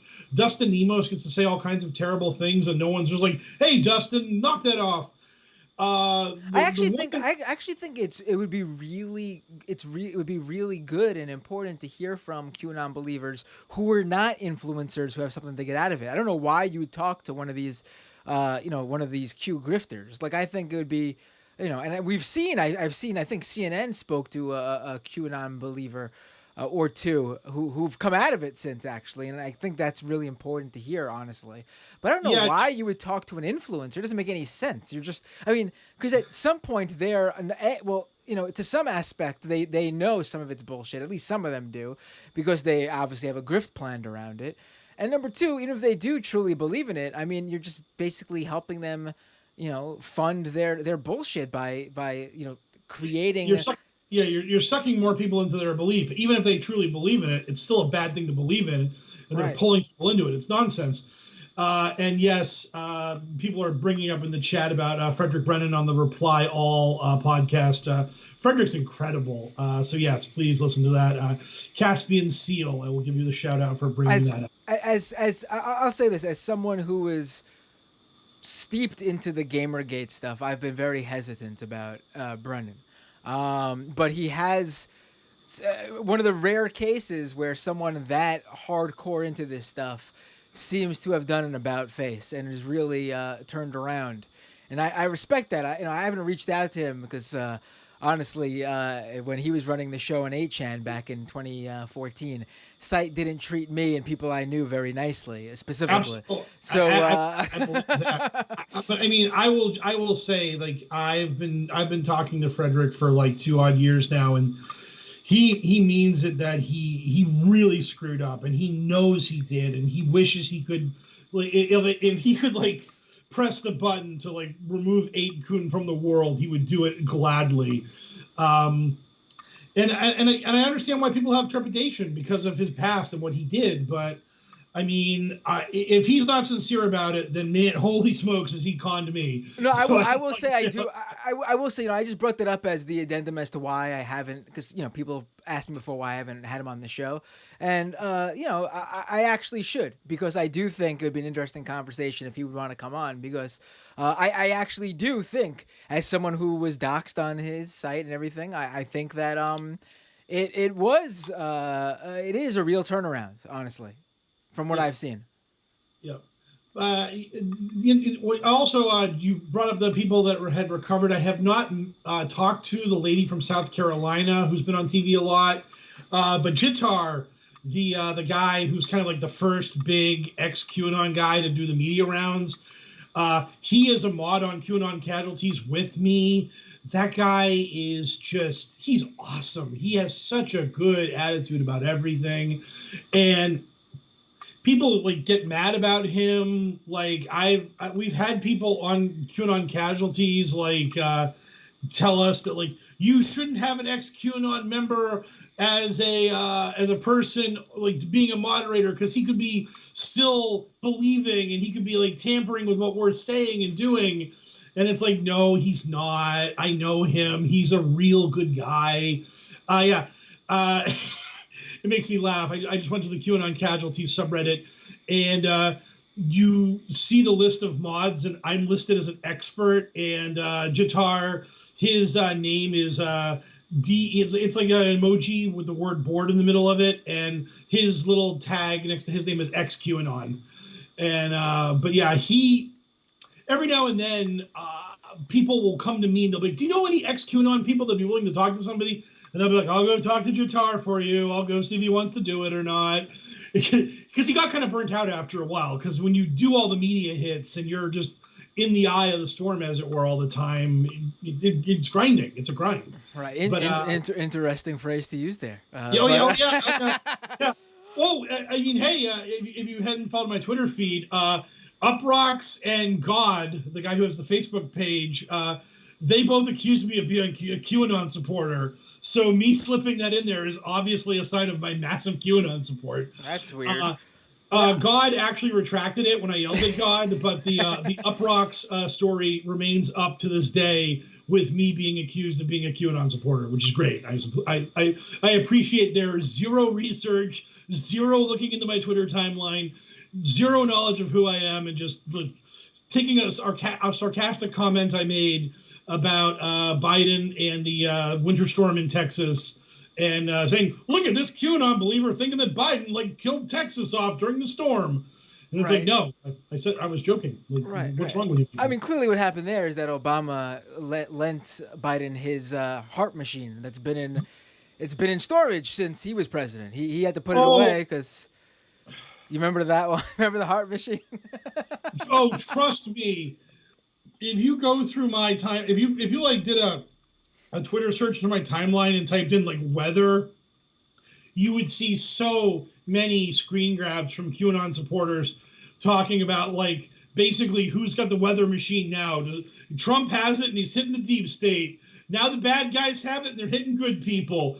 These the shadow war that these people believe in is primarily storms. It's primarily earthquakes, hurricanes, tornadoes, blizzards, any storm that happens that has any amount of property damage or loss of human life was bad guys killing good guys or vice versa. They live for that stuff. It's something they love it. They're so excited by bad weather. Right. I love one thing I love is if you're an old conspiracy head and been paying attention to all this stuff for the past decade or 2 decades, whatever. You love when the Q people discover some of the older conspiracies and bring them up now. My favorite images that's been repurposed and revived, it's been brought back to life. The one of people lining up outside of Walmart. An old Jade Helm conspiracy theory. It's fantastic. I love when they pull up the old ones, and it always happens. They always find these images that have been frozen in time for the past 5, 6, 7 years, and then they rediscover them, and they're back in the orbit, back being spread all over the internet. What were you gonna say? I love Jade Helm was such a big important thing to them about this idea that Obama was going to take us over with the military, and then you smash cut the Trump, and there was yes, military takeover, the thing we've been scared of all these years. Now we're going to do it, but it will be a good one. It's just the way they work. I mean, it's just as long as the military coup favors us, we're all for it. Right. Well, Mike, this has been an absolute pleasure. Mike Rains, everyone. He goes by Poker and Politics on Twitter at Poker Politics. He is the host of Adventures in Hell World. Replace the O in Hell World with a Q. And he's also a moderator at the QAnon Casualties subreddit. Honestly, I had an idea of what we would talk about because it's March 4th still. And let me just check. Nope, Trump still hasn't become president. They're running out of time. About an hour and a half left for this to go down. But, we brought up so much more, and I would love to go more in depth on another episode. I'd love to have you back on, Mike. I really appreciate you taking the time tonight. Yeah, absolutely. I'm glad to be here. I'll be glad to come back. All right. Take care, man. Yep, you too. All right, everybody. We are not done with the show, though, because we will be headed to the second half of the show where I will take your calls. We went long, as always. We always go long on some half. So before we start taking calls, let me do some plugs. If you're in the YouTube stream right now, you could drop a super chat. That assures that I will read your... That assures. That is an assurance. There we go. That I will read your chat comments.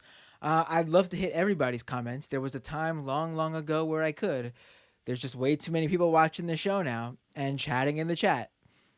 So drop a super chat. It's a way to give a one-off donation to this show, help fund the show, and to get your comment read or question answered. You can also go to patreon.com/MattBinder and support this show with a monthly subscription. It basically funds everything I do for this show. and you get the second half of the show as a little bonus audio-only podcast, so it's easier for you to listen to. There'll be more bonuses on the way very soon for patrons, being that there's a lot more patrons now.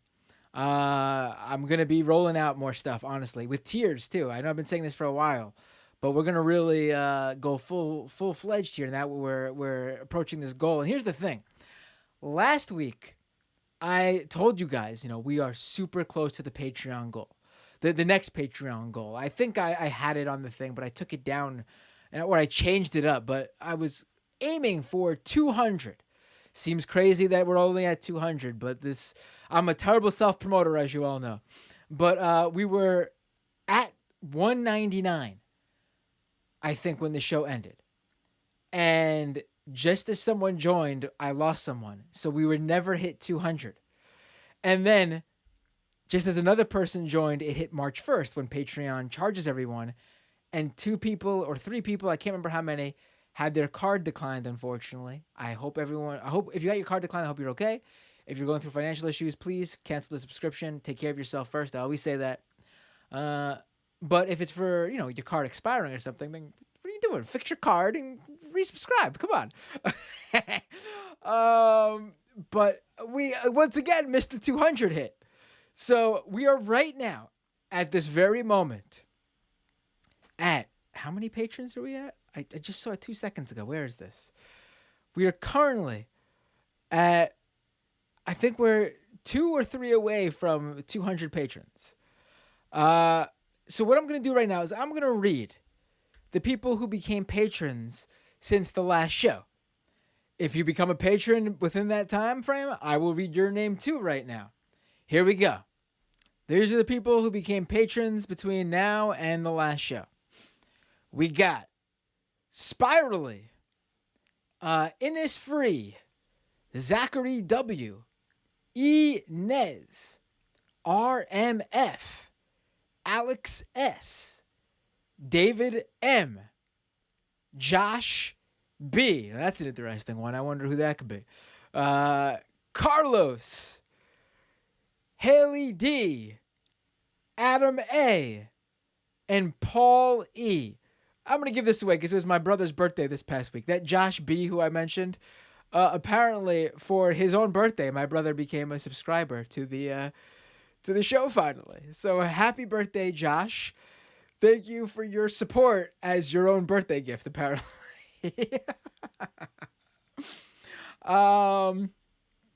Yeah, so thank you, everybody. Really appreciate it. Could not do this show without patron subscribers. Patreon.com/Matt Binder to support this show. You guys make this show possible. Oh, and we got Peasant Chick subscribing. Thank you. Ooh, Canadian money. Oh, we're just 1 or 2 patrons away from that 200. Amazing. And we got super chats flying in. Let me read one or two. Let me read this patron. This super chat right now because it's a promotion for a good cause here. Dylan with a $10 super chat. Thank you, buddy. Stopline3.org. Help indigenous people oppose a tar sands pipeline being forcibly built through their tribal lands in Minnesota.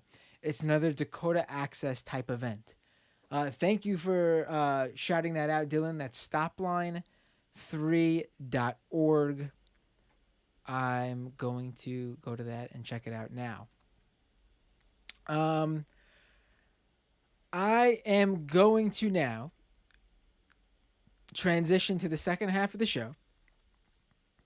If you're watching on the live stream, you can stick around for now. I'm not cutting live streamers off yet. It'll happen eventually. But for now, if you're tuned into the live stream, you could stick around for the second half, the patron half of the show. And I want to thank you all for tuning in. Thank you all for supporting this program. YouTube.com/Matt Binder to subscribe to the YouTube channel. Trying to grow that YouTube channel. If you're more of a Twitch person, this is simulcast on twitch.tv/Matt Binder. The show is also on Periscope, on Facebook. I'm on Twitter. I'm at Matt Binder. Pretty much everywhere. You could search me, find Matt Binder. Instagram, I'm about to hit like something like 1,000 followers on Instagram, which I like never use. So get me to 1,000 subscribers on Instagram, and maybe I'll start using it. Instagram.com/Matt Binder.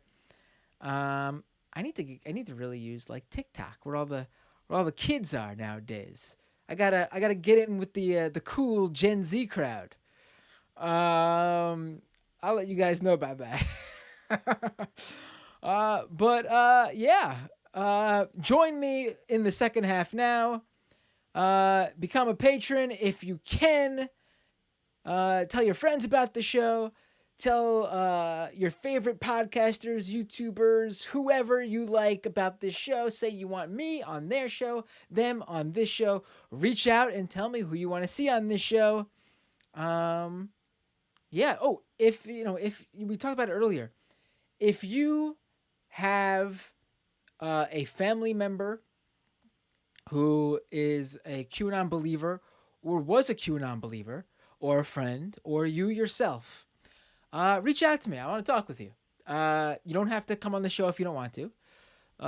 If you do want to go public with your experience, you can know that it will be handled with the utmost care. As you know, I've been covering QAnon for a long time. In fact, as it was pointed out to me, this show had the first ever, as far as been found so far, I've looked myself, the first ever podcast that covered QAnon in a critical way. Obviously, the QAnon podcasts that like promoted the conspiracy, like the far right podcasts and the conspiratorial podcasts that promoted it, were out there before this. But January 2017, I did this show's first QAnon centric podcast, and apparently it's the first one that was done about QAnon in a critical way. My guest was Will Sommer, who was also one of the first reporters to cover Q. So if you were interested, go back and check that episode out. So yeah, I will see you guys in the second half of the show if you're sticking around. If not, I will catch you all next time on Doomed.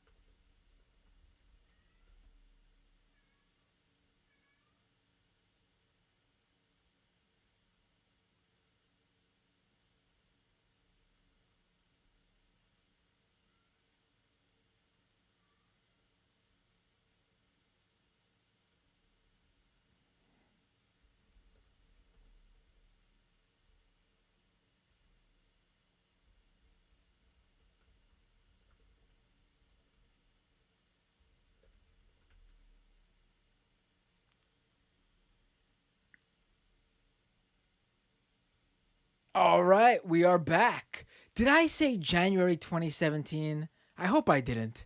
I meant January 2018 because QAnon started in October 2017. I'll have to go back and fix that if I accidentally said the wrong year, because my mind is mush sometimes. You know how it is. Doomed Live on Skype. Typed in Doomed Live. I believe the full name is Doomed Live _1. Don't know why it added that underscore. I say every week I'm going to change it. Eventually I will, but for now, type in Doomed Live. It'll come up. Doomed Live _1 on Skype. I will take your calls. I'll take a few calls. Go about, maybe I'll, the last two patron halves of the show went on for like 2.5 hours. I don't know if I could do that after that discussion we just had in the first half, because I'm honestly a little bit drained. A full day I was on the Majority Report earlier today for the fun half, co-hosting with Jamie and Matt Leck. But I'll take a few calls. I will get to all the super chats. I will definitely what are we at? Someone gave me a heads up. Ooh, we're like one patron away. Hmm. All right, I'm gonna go to the super chats. Here we go. Samantha Sider with a $2 super chat. Pissed, no $15 minimum wage and no student debt relief. Yeah, I mean, we'll do an episode on it. Listen, I refrained from going hard at the Biden administration for those first few weeks because it was looking like we could have seen some real progress. I feel like it started out with a lot of hope. I mean, I didn't get my hopes up, but I was pleasantly surprised that the hopes weren't immediately dashed right away. There was that first, 2-3 week span where they were going pretty gung ho. And then they basically said, well, we did those things, undoing Trump's stuff. Now back to the same old, same old. It's disappointing. It is disappointing, no doubt about it. But gotta keep hitting them, Gotta keep hitting them. Don't let it up. Oh, man, I had to. This was ridiculous earlier today. So I'm going to pull this up. Give me 1 second to pull these tweets up because they're just unbelievable. Unbelievable. So Rev Barber of the Poor People's Campaign, probably one of the great activists of our time, honestly. One of, like, if you talk about someone who's actually on the streets, organizing, doing the real work, and getting things done. I mean, Rev Barber is up there. Like, this guy, I mean, I think he's going to be, I mean, he already is, but I think he will be, looked at in ways that we look at some of the great activists of the past. There's not many of those types who really dedicate their life to the way he has. He's fantastic. Poor People's Campaign has done great work for voter rights, for minimum wage. He's been a absolute super early supporter of Fight for 15. This is a guy who has done the work. He tweeted out earlier today a video at Vice President Kamala Harris. Please listen to former restaurant worker Chris Kincaid from West Virginia. And then he quotes her. We're told that we're essential, but they can never seem to find the money to let us live in dignity. Rev Barber continues. Nearly 70% of tipped workers are women like Chris from West Virginia. And there's about a 2-minute long video interview with her as she's picketing on the streets in West Virginia. And the centrists, the libs, the Obama bots, the Biden bots, I guess we'll call them now, the K-Hive went after him. Like, this is a guy who, now he is very much like legit progressive lefty activist type, but he's also very good at crossing over. I mean, this is a guy who's a civil rights activist. He's an activist for the poor. I mean, he's a black man of faith. I mean, he literally would like check every box for these people who worship their faves. Like, there's no reason to not like him. He's not divisive in any way. That tweet I read to you couldn't have been any more just like neutral. Just, dear Vice President of the United States, please listen to this woman's words, and help us fight for a $15 minimum wage. I mean, there's nothing, no attack there. There's no hostility there. And I had to pull some of these tweets. One tweeter says, replies to that tweet, "I'm blocking you for spreading lies about the role of the VP when the votes aren't there. It's harassment." Another tweeter says, "Rev, you are losing the respect a lot of us had in you. Focus on Joe Manchin and Senator Sinema. Not," I cannot believe they call her this, "MVP. Come on, brother, be better than this. Are you one of those Bernie bros?" Another tweeter says, this one is the most outrageous to me. "This trashing of our VP has gone on long enough." She's been in office. She's been VP for what, like 6 weeks? "I'm unfollowing you on multiple accounts and unsubscribing from Poor People's Campaign, and I will no longer donate to your organization." Another tweeter says, "Stop it. Stop damning our VP just to score points with journo bros and burners. It's ugly to see you going after anyone like this, especially when you admitted she can't do what you keep demanding she do." Well, first of all, for any vote to happen now, being that the parliamentarian has deemed that it can't be part of reconciliation, minimum wage hike can't be part of reconciliation. Basically is she needs to break the vote and come out and say that it can be. She has the power to do that.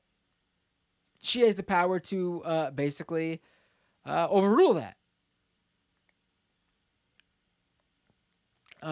So yeah, you have to plead to her first to do that before you get that vote, and then go to Manchin and Sinema and talk with them.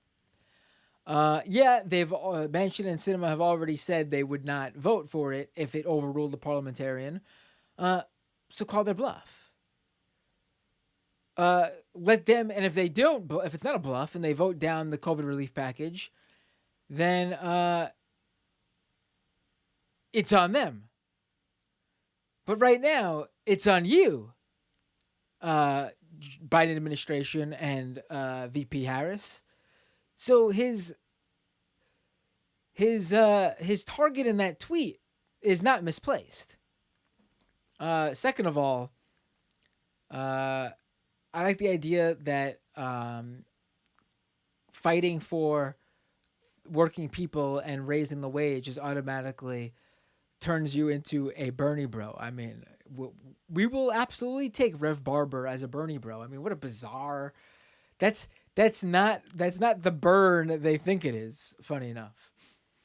And then we got this one is my fave. Journo bros. What is the difference between that and MAGA? I mean, you guys, we're all about how important the fourth estate is and how we must defend our journalism. It holds those in power accountable under the Trump administration. But now that your guys are in power, all of a sudden you turn into MAGA. You turn into blue MAGA and start attacking journalists for holding those in power accountable because those in power are now your faves. I mean, the racist, hateful attacks that Washington Post reporter got because she dared to show Senator Murkowski an old public tweet that Neera Tanden literally sent to Murkowski herself. Abhorrent. These libs, these K-Hive people are honestly, when it comes to this harassment, when it comes to the defense, the filleting those in power, I mean, there's no difference between them and the Trump supporters. Steven with a $5 super chat says, I saw some K-Hive person talking about Branch Bernadidians. The irony in these people who come out of the woodwork defending every little critique sent to the president of the United States and the vice president of the United States. They're the ones in a cult.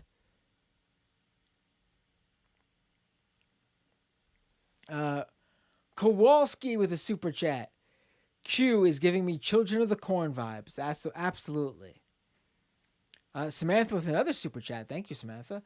Biden owes me and others money. Pay up or lose Congress. Absolutely.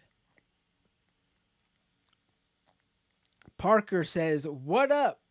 Parker with a super chat says, what up? New listener. Earlier today on MR, I heard Matt say to check out his stream tonight because y'all were talking about the secret March 4th inauguration. Yeah, if you came in late, go back. That was like the first half of the show. Talked about a lot in the first half, but I would say the first like 40 minutes was all about today. The March 4th conspiracy. Definitely, if you missed it, go back and check out the rest of the show.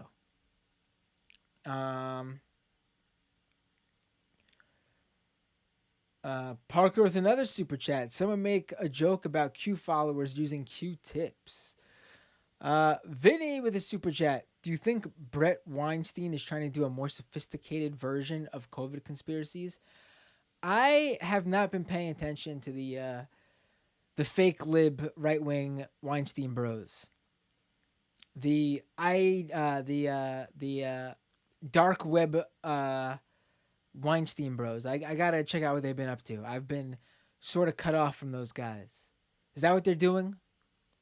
Are they dabbling in? It's not surprising, but are they dabbling in conspiratorial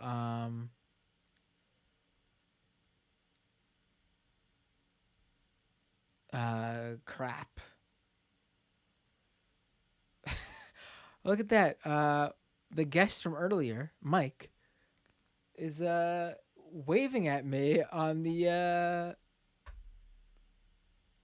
oh wait, he was at okay, that was earlier today before the he found the doomed Skype account from earlier. Once again, Doomed Live on. We got like tons of calls the last couple of weeks. Couldn't even get to everybody. Now not a single call. Amazing how that works out. But it happens. Name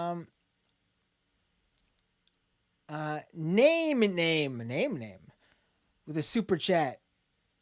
Is there a reason why you don't use the YouTube channel member option? Would people prefer to do that? The reason I don't is honestly just because, I mean, I have the Patreon.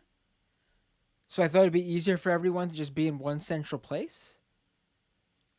But quite frankly, if there are people who prefer not to go through Patreon and use the YouTube membership, shit, maybe I should just do that. I could have both, no problem. If you'd prefer that, I can, without a doubt, activate the YouTube channel member option. I will do that at the end of this show, for sure. I will look into doing that and get that up and running. Thank you, name for letting me know that's a thing that some people may want to do. Peter with the did I get to, no, I didn't. Okay. Peter with a $10 super chat. That's what I like to see, them $10 super chats. Love seeing you on Majority Report and recently became a regular viewer of Doomed. Have to ask, given the name of the show and your punk background, you must know some doom metal. Got a favorite band? Hmm.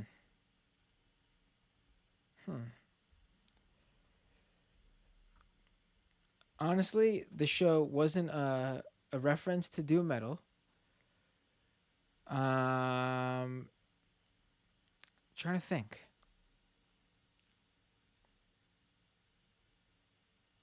Trying to think. Who would you consider doom metal though? I'm not much of a metal guy, but I do enjoy the metal that crosses over with hardcore and punk. Um, would you consider Kylesa a metal band? Because they're actually, I use one of their really old songs, "Descend Within." I use a instrumental loop from that song as the intro to the show. There's probably some doom metal bands that I don't even consider doom metal that you'd consider doom metal that I like.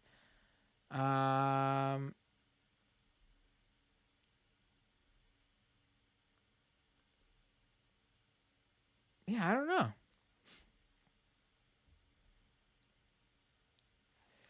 Uh, Brody Man with the oh wait, let me go. Peter in the who asked the question. Black Sabbath is the original, and yeah, I guess I like Black Sabbath. And he says yes. I'm guessing that's the Kylesa. Yeah, there's probably like a lot of like sludge type stuff I'm into that you may consider crossover. I'm not a big metal guy. Say Mushroom Head says name. But I'm not a yeah. That's a little. I'm not really. Yeah, I'm not really a big metal person. Again, there's probably some metal bands that I consider to be more hardcore or metalcore even that you might consider metal. Um, who's one of my faves? I don't know if you consider them metal, but I really like um whatchamacallit. Oh my god. What's the name of the band? I'm having a mental block. I'm having a mental block right now. Hold on, let me see.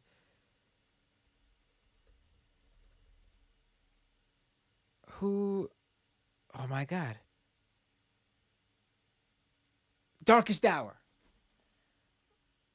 Really, really like Darkest Hour. I don't know if you consider them metal. I always like them because they're really melodic, and that's usually where I. That's usually the thing that turns me off from some metal. Like the reason I love punk, hardcore, ska, like uh, uh, like legit emo, uh, is it's hard but it's melodic. Even like thrash. I love Municipal Waste. It's all like really melodic. I like sing-alongs. I like gang vocals. So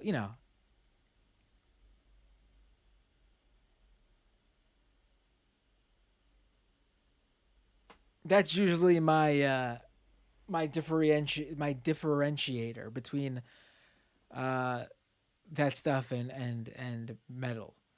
I'm not a big fan of mainstream metal, and that's not because oh, I don't like anything mainstream. No, because there's like punk bands that went mainstream that I like. I have no problem with that.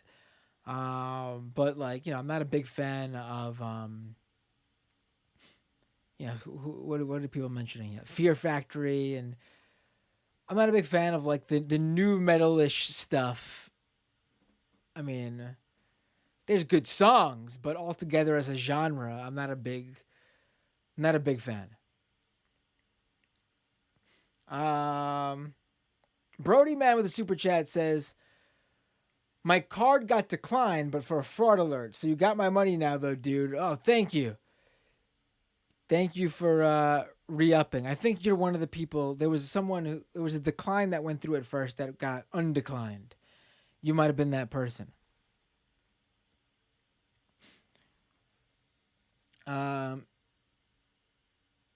Peter says, Sludge falls under Doom.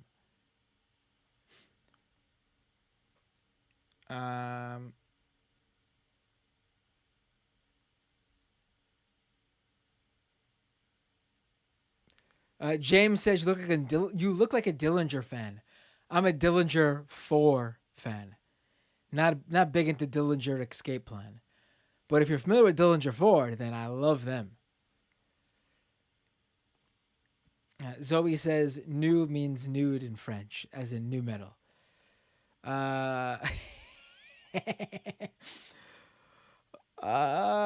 Steven with the super chat. Wait, what's this? One of the aides involved in rewriting the nursing home report. Wait, what? One of the aides involved in rewriting the nursing home report to remove data taught an ethics and government investigations class at NYU. LMAO. Are you serious? Oh my God, I didn't do this yet. Oh, we got to do this. We got to do this. Oh, I also promised I would do the maybe we got to push that one more time. I don't know. Shit. All right, I wanted to do the oh, there's a lot I need to touch. You know, guys, one show a week isn't enough, man. I need more patrons so I could up this stuff and do more shows, honestly. Jeez. There's so much I need to touch that I didn't get a chance to do. Oh, someone asked me about what mic this is.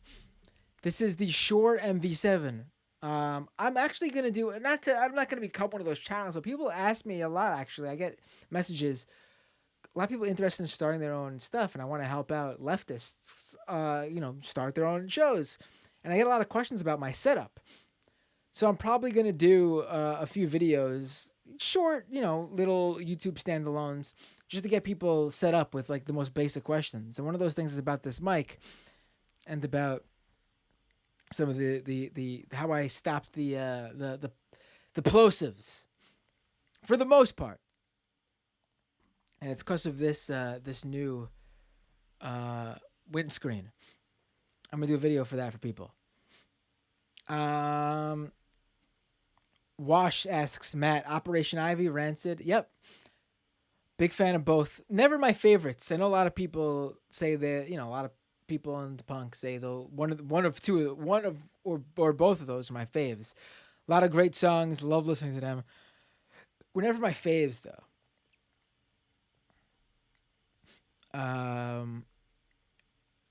Peter says, dang, Matt, thanks so much for spending so long on that. Glad you're down with Sludge. Maybe I should do, a lot of people, we always delve into the music stuff. We should probably do a music stream every now and then. Maybe for the patrons. Maybe that's a bonus the patrons will get. We'll do a music stream. I saw somewhere that, is it true? Turntable FM is back. If that's the case, shit, maybe we do a weekly turntable thing or something. That'd be fun if that's true.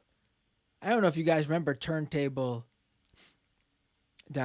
but if that's true, that would be a lot of fun to do. That'd be legit.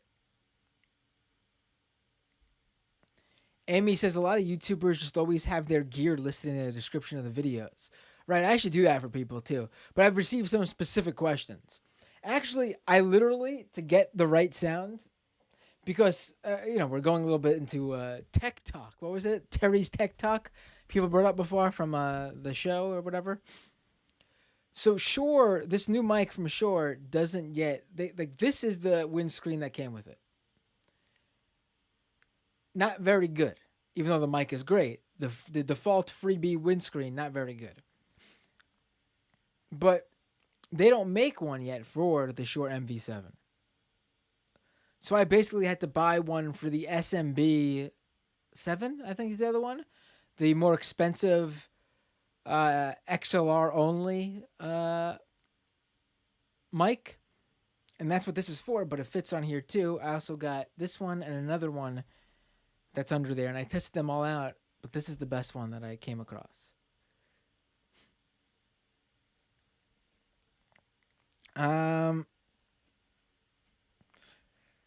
The Anima Effect says if y'all ever want to check out some Orwellian-based progressive metalcore, check us out.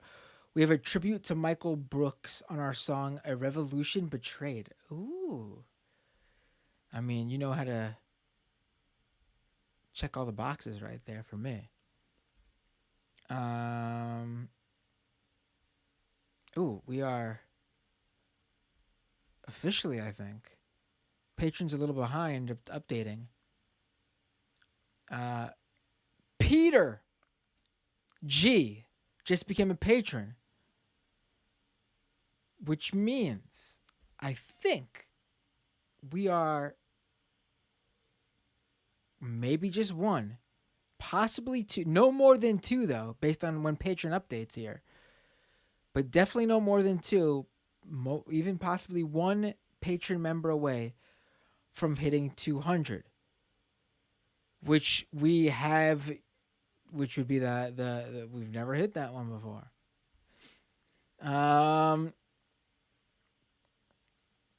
Anima says the SM7B is the industry standard recording for vocals. Yes, yep. This mic though, the MV7, is basically the one notch below the SM7B. And honestly, from what I've heard, I listened to some comparisons. I really do think this is really damn close, and it's like half the price. And it's USB. It is the... I feel like I'm doing a promo here, but listen, I'm into gear. I'm into live streaming and podcasting gear. So I'm not promoting anyone. But if you do something cool, I am going to talk about it. And this is the first ever line of USB dynamic mics. Usually when you have a USB mic, you know, you guys see, I used to use the Blue Yeti microphone. It's a good mic, but it's a condenser microphone, which means, you know, it's clear, it's a good mic, but you really need to have good soundproofing and be recording in absolute silence. You know, and if you're doing a stream and you got a computer, you get the fans running, and you could hear the fans a lot of times in the background. You know, the fans in the laptop, the fans in the desktop. You hear that stuff. It picks up everything. That's why it has a good sound to it, these condenser microphones, but it picks up everything.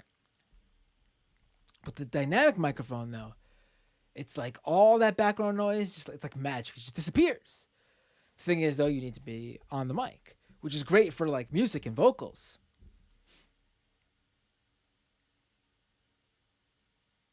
Name says, for fuck's sakes, Matt, I'm not creating a Patreon account for you or anyone else, okay? You are not my manager. I'm going to create the YouTube subscription thing too. Just for you. I will do it. I mean, I hope more people than just you subscribe to it. But I honestly didn't know there was a user base for it. I mean, I guess I should have known based on all the people who give me super chats who aren't also patrons. It should have been obvious to me, but once again, you guys know. I'm absolutely terrible at self-promotion. I'm great at promoting other people's stuff. I'm great at tons of others. I'm great at, you know, doing reporting and investigating into investigations and covering what I cover. I like to think I'm pretty entertaining too on the mic. But terrible self-promoter. You'd think someone like me, hanging around someone like Michael Brooks for 5 years, the ultimate self-promoter he was. He honestly did it so naturally that it never even felt like he was self-promoting. You think I would have learned a thing or two? Just naturally, just being, you know, just something that he did while I sat a foot away from him for 5 years, every day for 5 years. You think something would just, like osmosis, just go through me and just something would stick. I got a lot of great stuff from him, learned a lot of great stuff from him. I like to say that a lot of, a number of things, from just Matt and Mike Mondays we would do back in the day when we would co-host Mondays on the Majority Report. It's like to say I perfected and learned a lot of things when we did that show, but I didn't get anything from his perfect self-promotional efforts. Just what a disappointment I am in that aspect.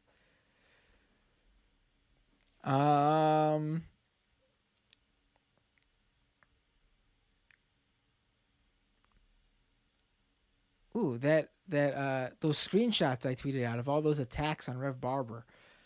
It's going kind of viral right now out of the blue.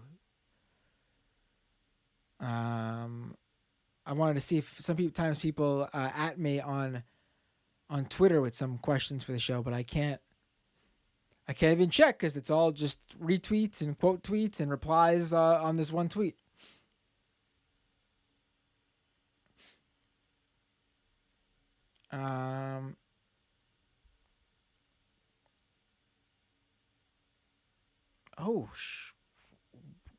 Got another patron, Gabe R. And by the way, for all the patrons that joined after the first half, I give you all another shout out. I give everyone who became a patron today another shout out next week, so I get you all. Can you believe there was a time where I was able to actually read every patron's name as a thank you? It's just not possible anymore. But Gabe R., thank you for becoming a patron, which means we are no more than one patron away from 200. We are possibly at 200. Patreon hasn't updated it completely yet. But we are... I'm excited, folks. I'm honestly, this is exciting.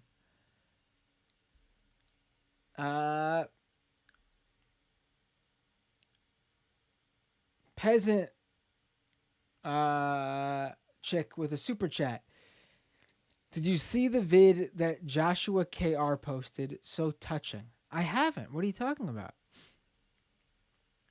I have not. But let me get back to that super chat from Steven.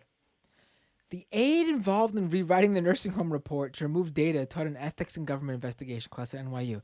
Amazing. Now let's get to this. I, earlier this week, re-upped an old video from Andrew Cuomo. Now, you guys, we talked about this earlier in the Majority Report. You guys have probably seen this. There are now allegations from 3 different women saying how Andrew Cuomo has sexually harassed them. Inappropriate touches, non-consensual kissing.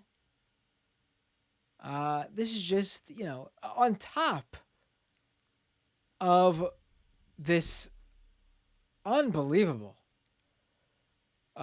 revelation that came out over the past few weeks that his administration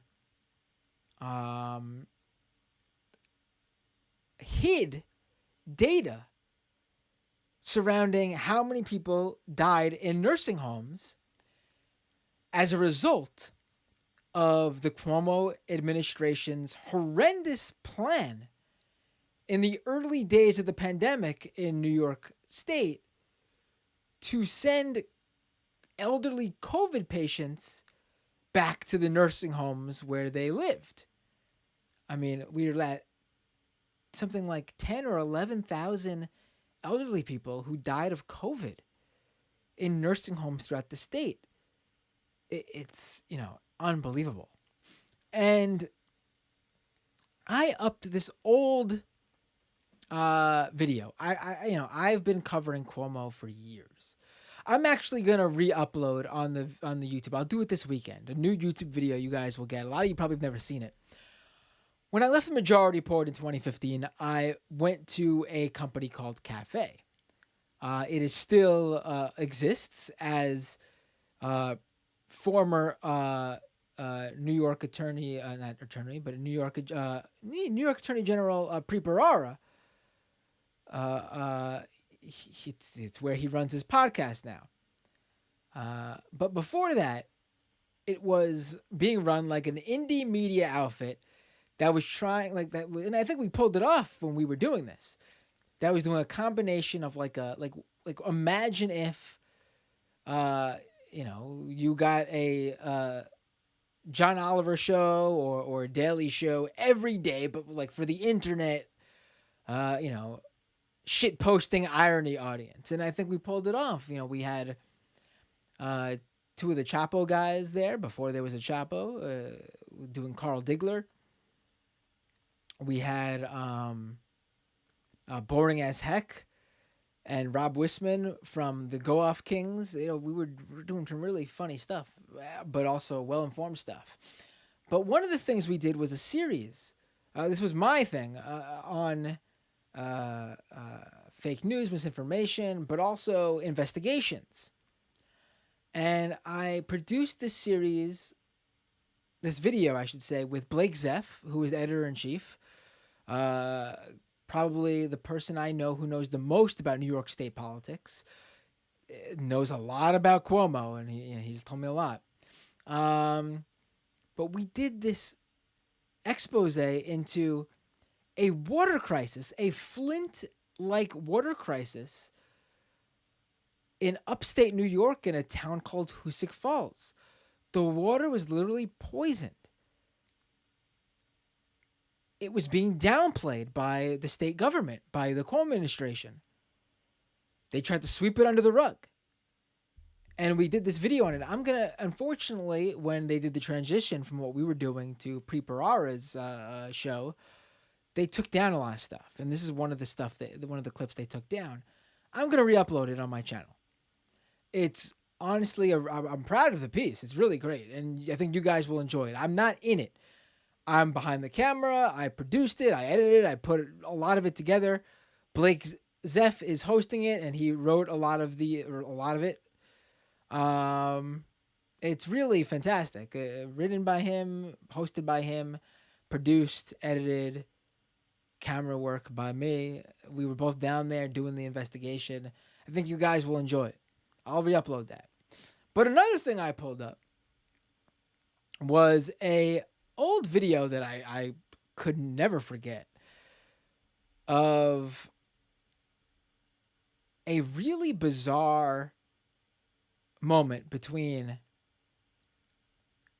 Governor Cuomo and a female local news reporter. I'm gonna play that for you now. I don't know if you guys have seen it, but I'm gonna play it for you guys now. It's something, I'll tell you that. The same way too. Will you eat the whole sandwich? I will eat the whole sandwich. Yeah? Okay. Who made sausage I can eat the whole sandwich. food? Like, it wasn't like this 15, 20 years ago. It was when Rick Blasio did eat it. Then it became the thing you need to eat. I think. Like a mob boss. Oh, Like a mob boss calling over an aide. Yeah, shoot it. Seconds Oh, later, thank you. Thank you. he's got a sausage. Oh, no, delivered to Yeah. I want to see you eat the whole sausage. I don't know if I should eat the whole sausage in front of you, but I'm definitely going to eat it. Gotta do it now. No excuses. You know everyone, you know the county executive? I do. Now you're going to know me in a whole different level when I eat the sausage. My daughter Michaela. Hello. Nice to meet you. I think we're going to be here a while. We might be here a while. These are Now just- there's a lot of pressure on me to eat Oh, this. yes, it is. Oh, It's yeah. gonna be on this side, huh? Wait, wait, Yeah, wait. yeah, Can that's I right. take a selfie with you while I eat my sandwich? Oh, there you go. I think that's a fair trade. Yeah, there's too much sausage in that picture. You came to the inside Eliza came. That's right. She said she I would have thought my golden ticket. Thanks. It's not as easy to eat this in front of all these cameras as you make it seem. Well, that's right. Now I That's know how the two your animals feel. thing. Not only do you have to eat the sausage, but That's you all. have to. That's part of the being the governor, right? Learning how to. Well, there is a course when you get elected to office. They have a course called Eating on Camera, and then eating on camera while talking to colleagues. don't do it. I haven't passed that course yet. Yeah, that's exactly right. I need to make sure that I don't get it on you.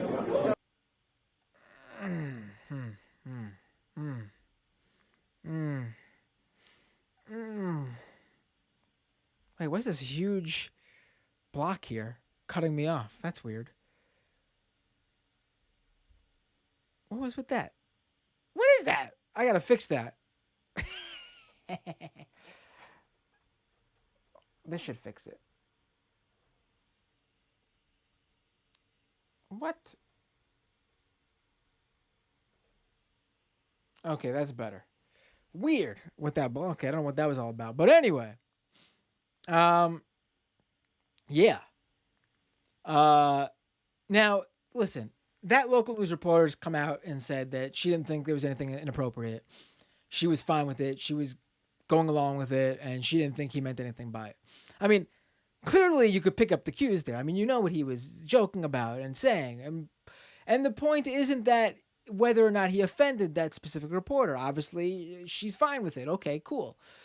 But to me, the point of that video shows that, because a lot of people are saying, how Cuomo's not that type of guy. He's the COVID-19 destroyer, the hero that brought New York through the pandemic while also presiding over New York when we were the hardest hit state and had the most deaths of any other state. But anyway, no, the point of that video, though, is to show that's who he is, that person he is. So, yeah, he made those very clear and obvious innuendos to a reporter who was having a good time with it and was fine with it. But did he know that she would be fine with it? No. And clearly, he's the type of guy who would do that stuff.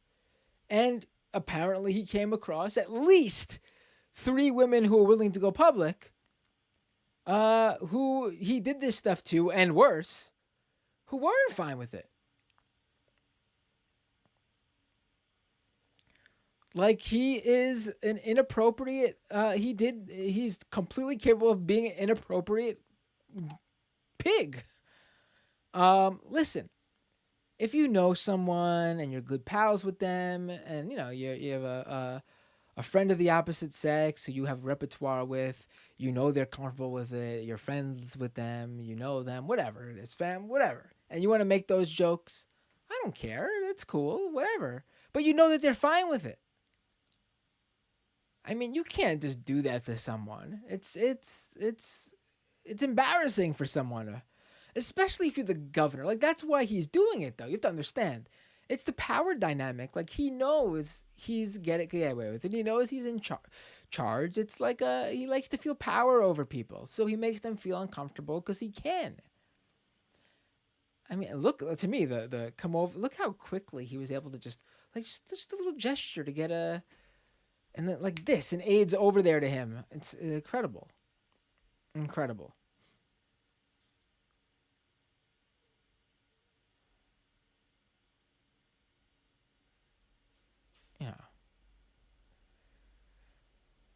I'd be shocked though if there's any repercussions for Cuomo. I hate to say that. Truly, I hate to say that. But I would be surprised if he faced repercussions. Unfortunately.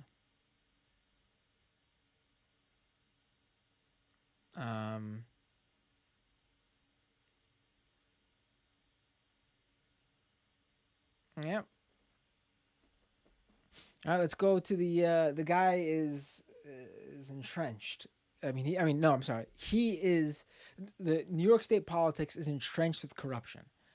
And the Democratic Party in New York State is just really not good. And Cuomo is at the head of the table. The Anima Effect with another super chat. Do you have any specific memories of Michael you'd be down to share? I always wondered what things were like behind the scenes.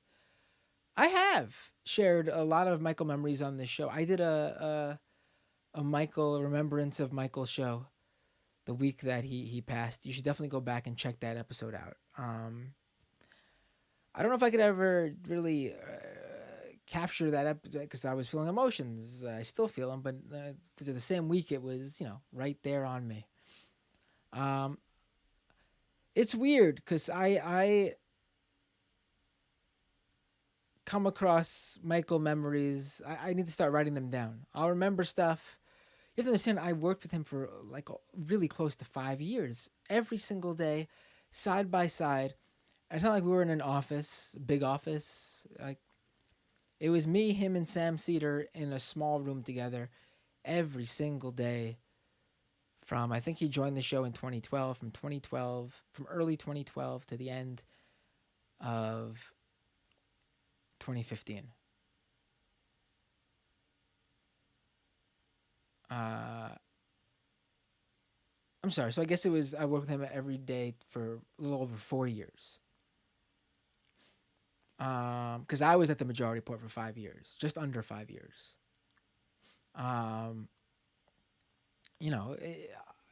There's so many memories, and unfortunately, over the years, I didn't forget them, but they're not on the tip of my tongue. So I found myself seeing something or coming across something, and then it sparks in my brain again.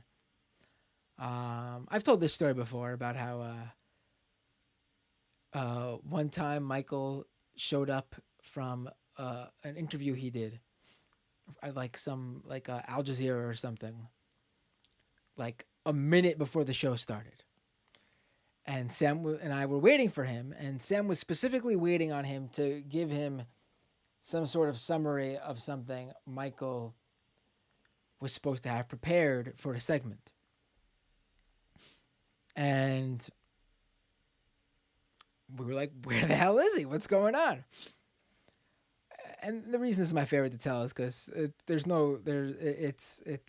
a lot of stories that I don't even know if a lot of crazy stuff, but this one's fun. And so to be funny, Sam locked the door and shut the lights. And when Michael arrived, he knocked on the door. No one answered.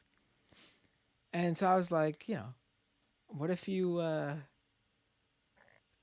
me and Sam were talking. We were like, what if I took a picture through the peephole, like through the hole to see, and to see how upset Michael is.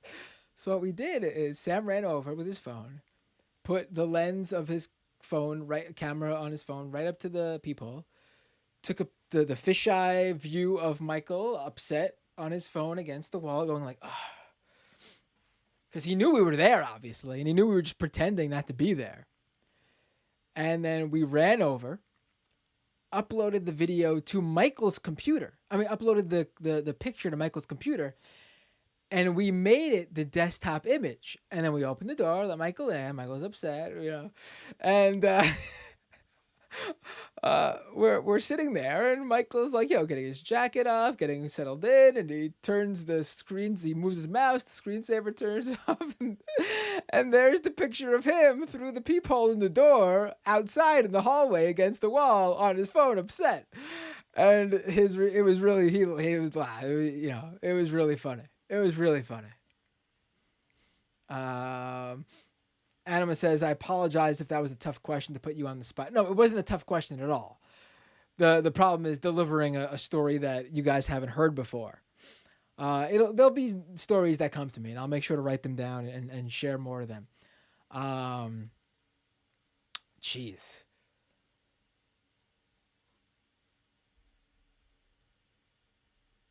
A lot of stuff that I'll share more over the weeks, months, and years, I promise. I probably have some clips actually when the camera was still rolling, some funny stuff. I'll look through it when I ever get an opportunity.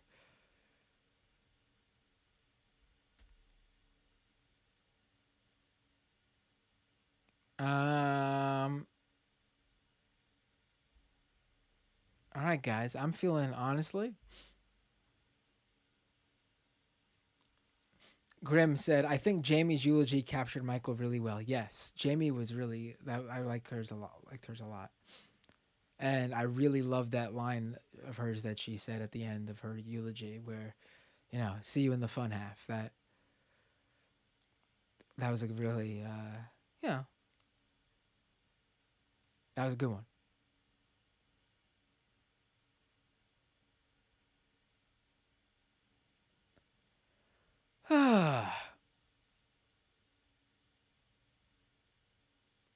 Savage Dragon says the majority party has definitely helped me keep my sanity these past months.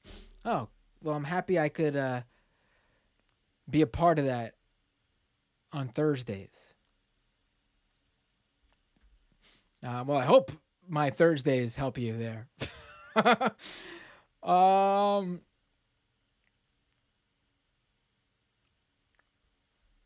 think I'm going to call it a show. I mean, I definitely went over once again. I love doing this show. What I really like to do is I'd like to do more streams. And I'm going to do more. I know I always say it every show. I probably said it every show for the past 2 months, at least. It's got to find the time. And get a more... one problem is a really fun and easy thing to do would just be scrolling through the internet with you guys and just riffing off of whatever we come across. It's a quick way for me to hit the news. 'Cause, I prep for this show. And it's hard without doing this full time to prep for a daily show or even a twice a week show. So it'd be cool to do something like that. But I need to, my laptop, I've tried. My MacBook, it could do the stream really good. It could play videos downloaded on it like I just played for you. But for some reason, it just lags when it tries to do both the stream and the screen share. So I'm going to, guys know I got another computer recently, and I'm going to set that up to do, and it'll be able to do it. I checked, and I'll do that on there. What's that? What did someone say? What is this? You guys are seeing, is that true? I don't see it. It hasn't updated on my end. I don't see it. I'm being told. Let me try to open it up in a new window. Because if so, we're going to do a little last minute celebration here. See, I can't even, it's like lagging so much just to get on the, just to open up a web page.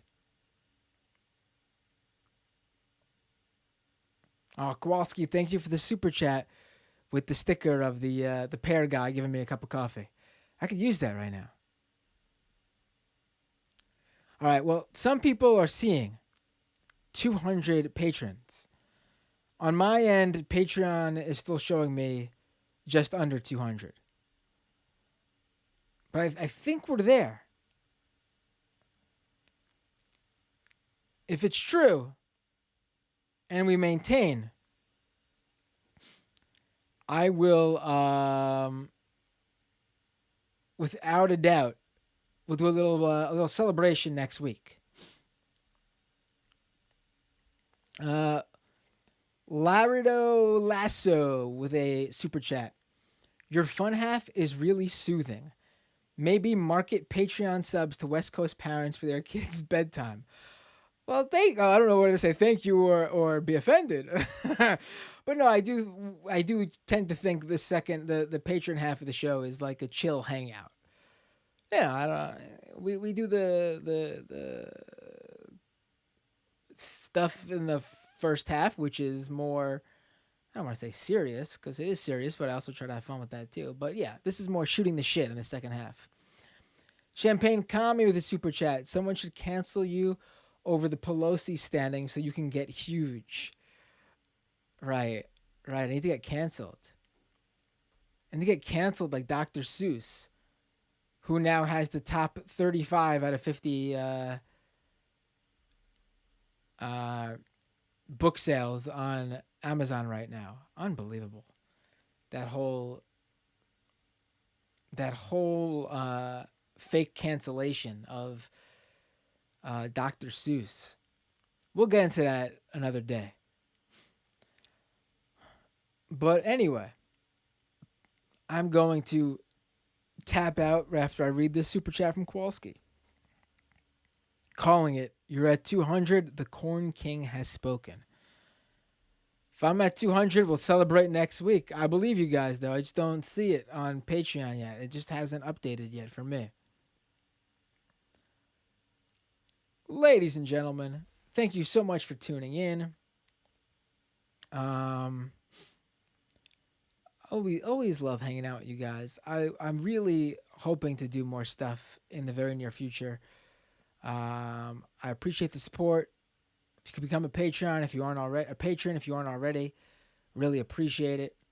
If you'd like to join via the YouTube subscription, like Name wants to, I'm gonna set that up for you guys too. So I will talk to you all very soon. See you online. I will be setting up this I will be setting up the gear here to do more streams. Until next time, though, see you all next time on Doomed.